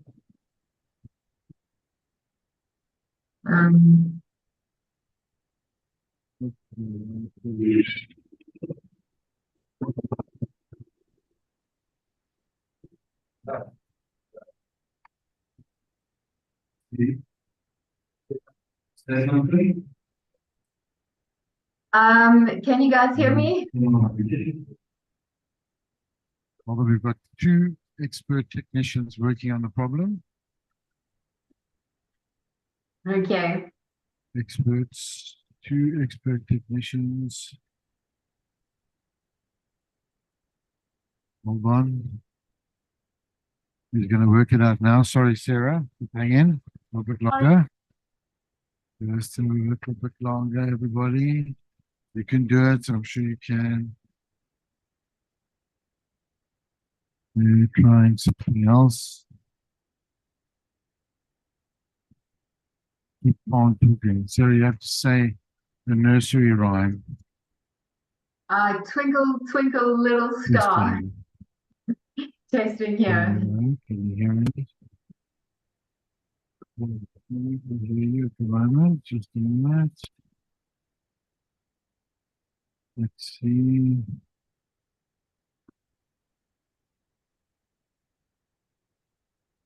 And, okay. Any luck? Second, I've got a contingency plan here. All righty. And that is that Sarah sent me her talk on a video as well.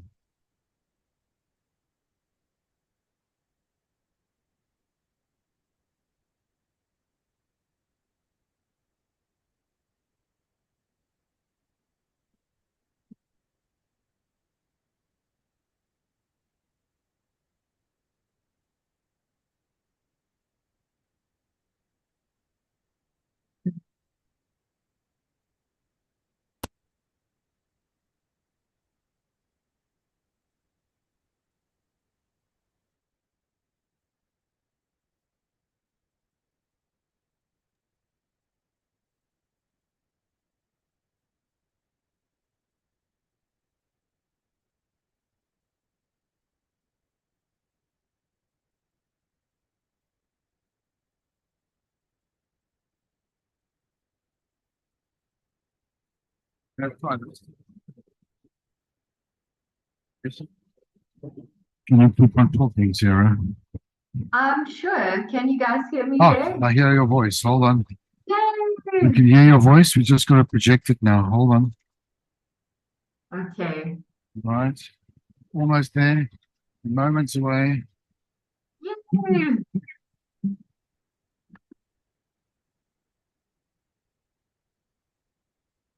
Yes. Cool.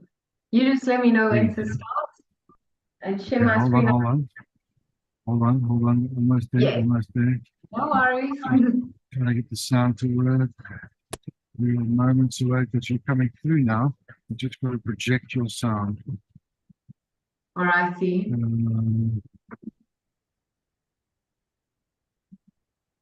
Okay. Is it going to work, guys? Yes or no? I'm going to make a decision now. I hope so. When will it work? In the next 30 seconds. I'm giving you 30 seconds. 30 seconds to project my voice.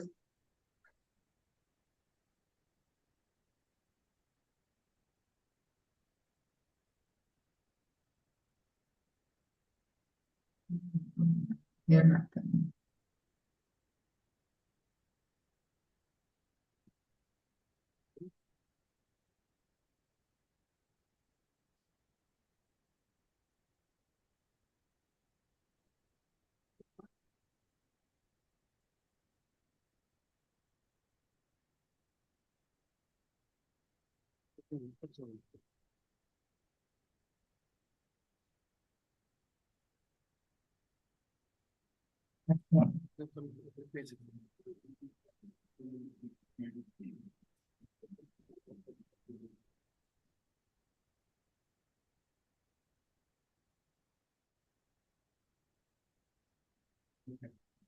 Right, guys, let's stop trying that, please. Can we, please put the, give me the video. Okay, you've got sound from this computer.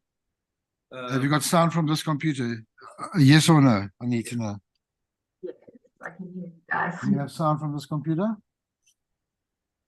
Shall I just chat to check?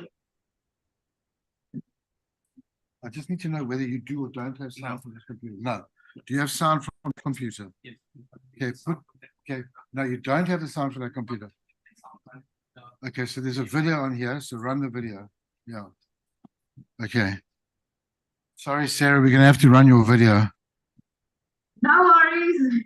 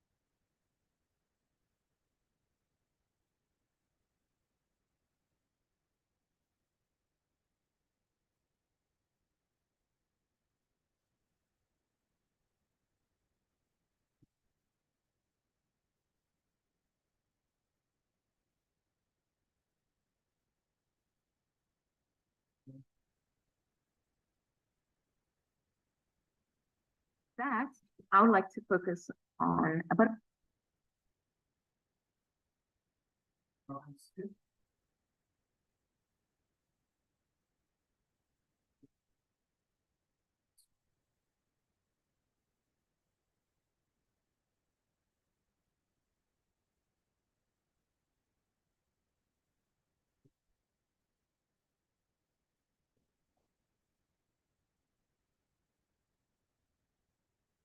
that I would like to focus on a bit of a back. I'm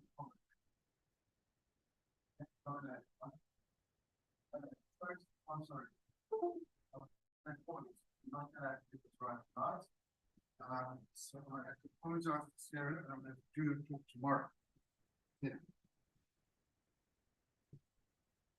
All right.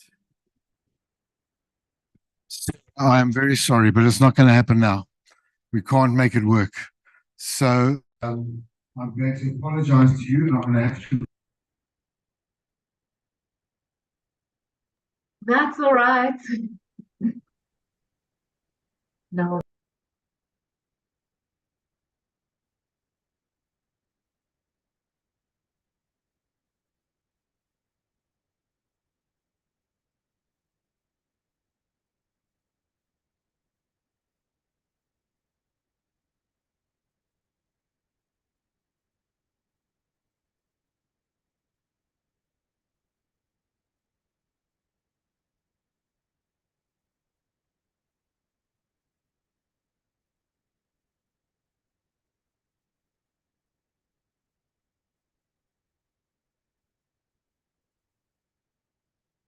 All right, let's call it.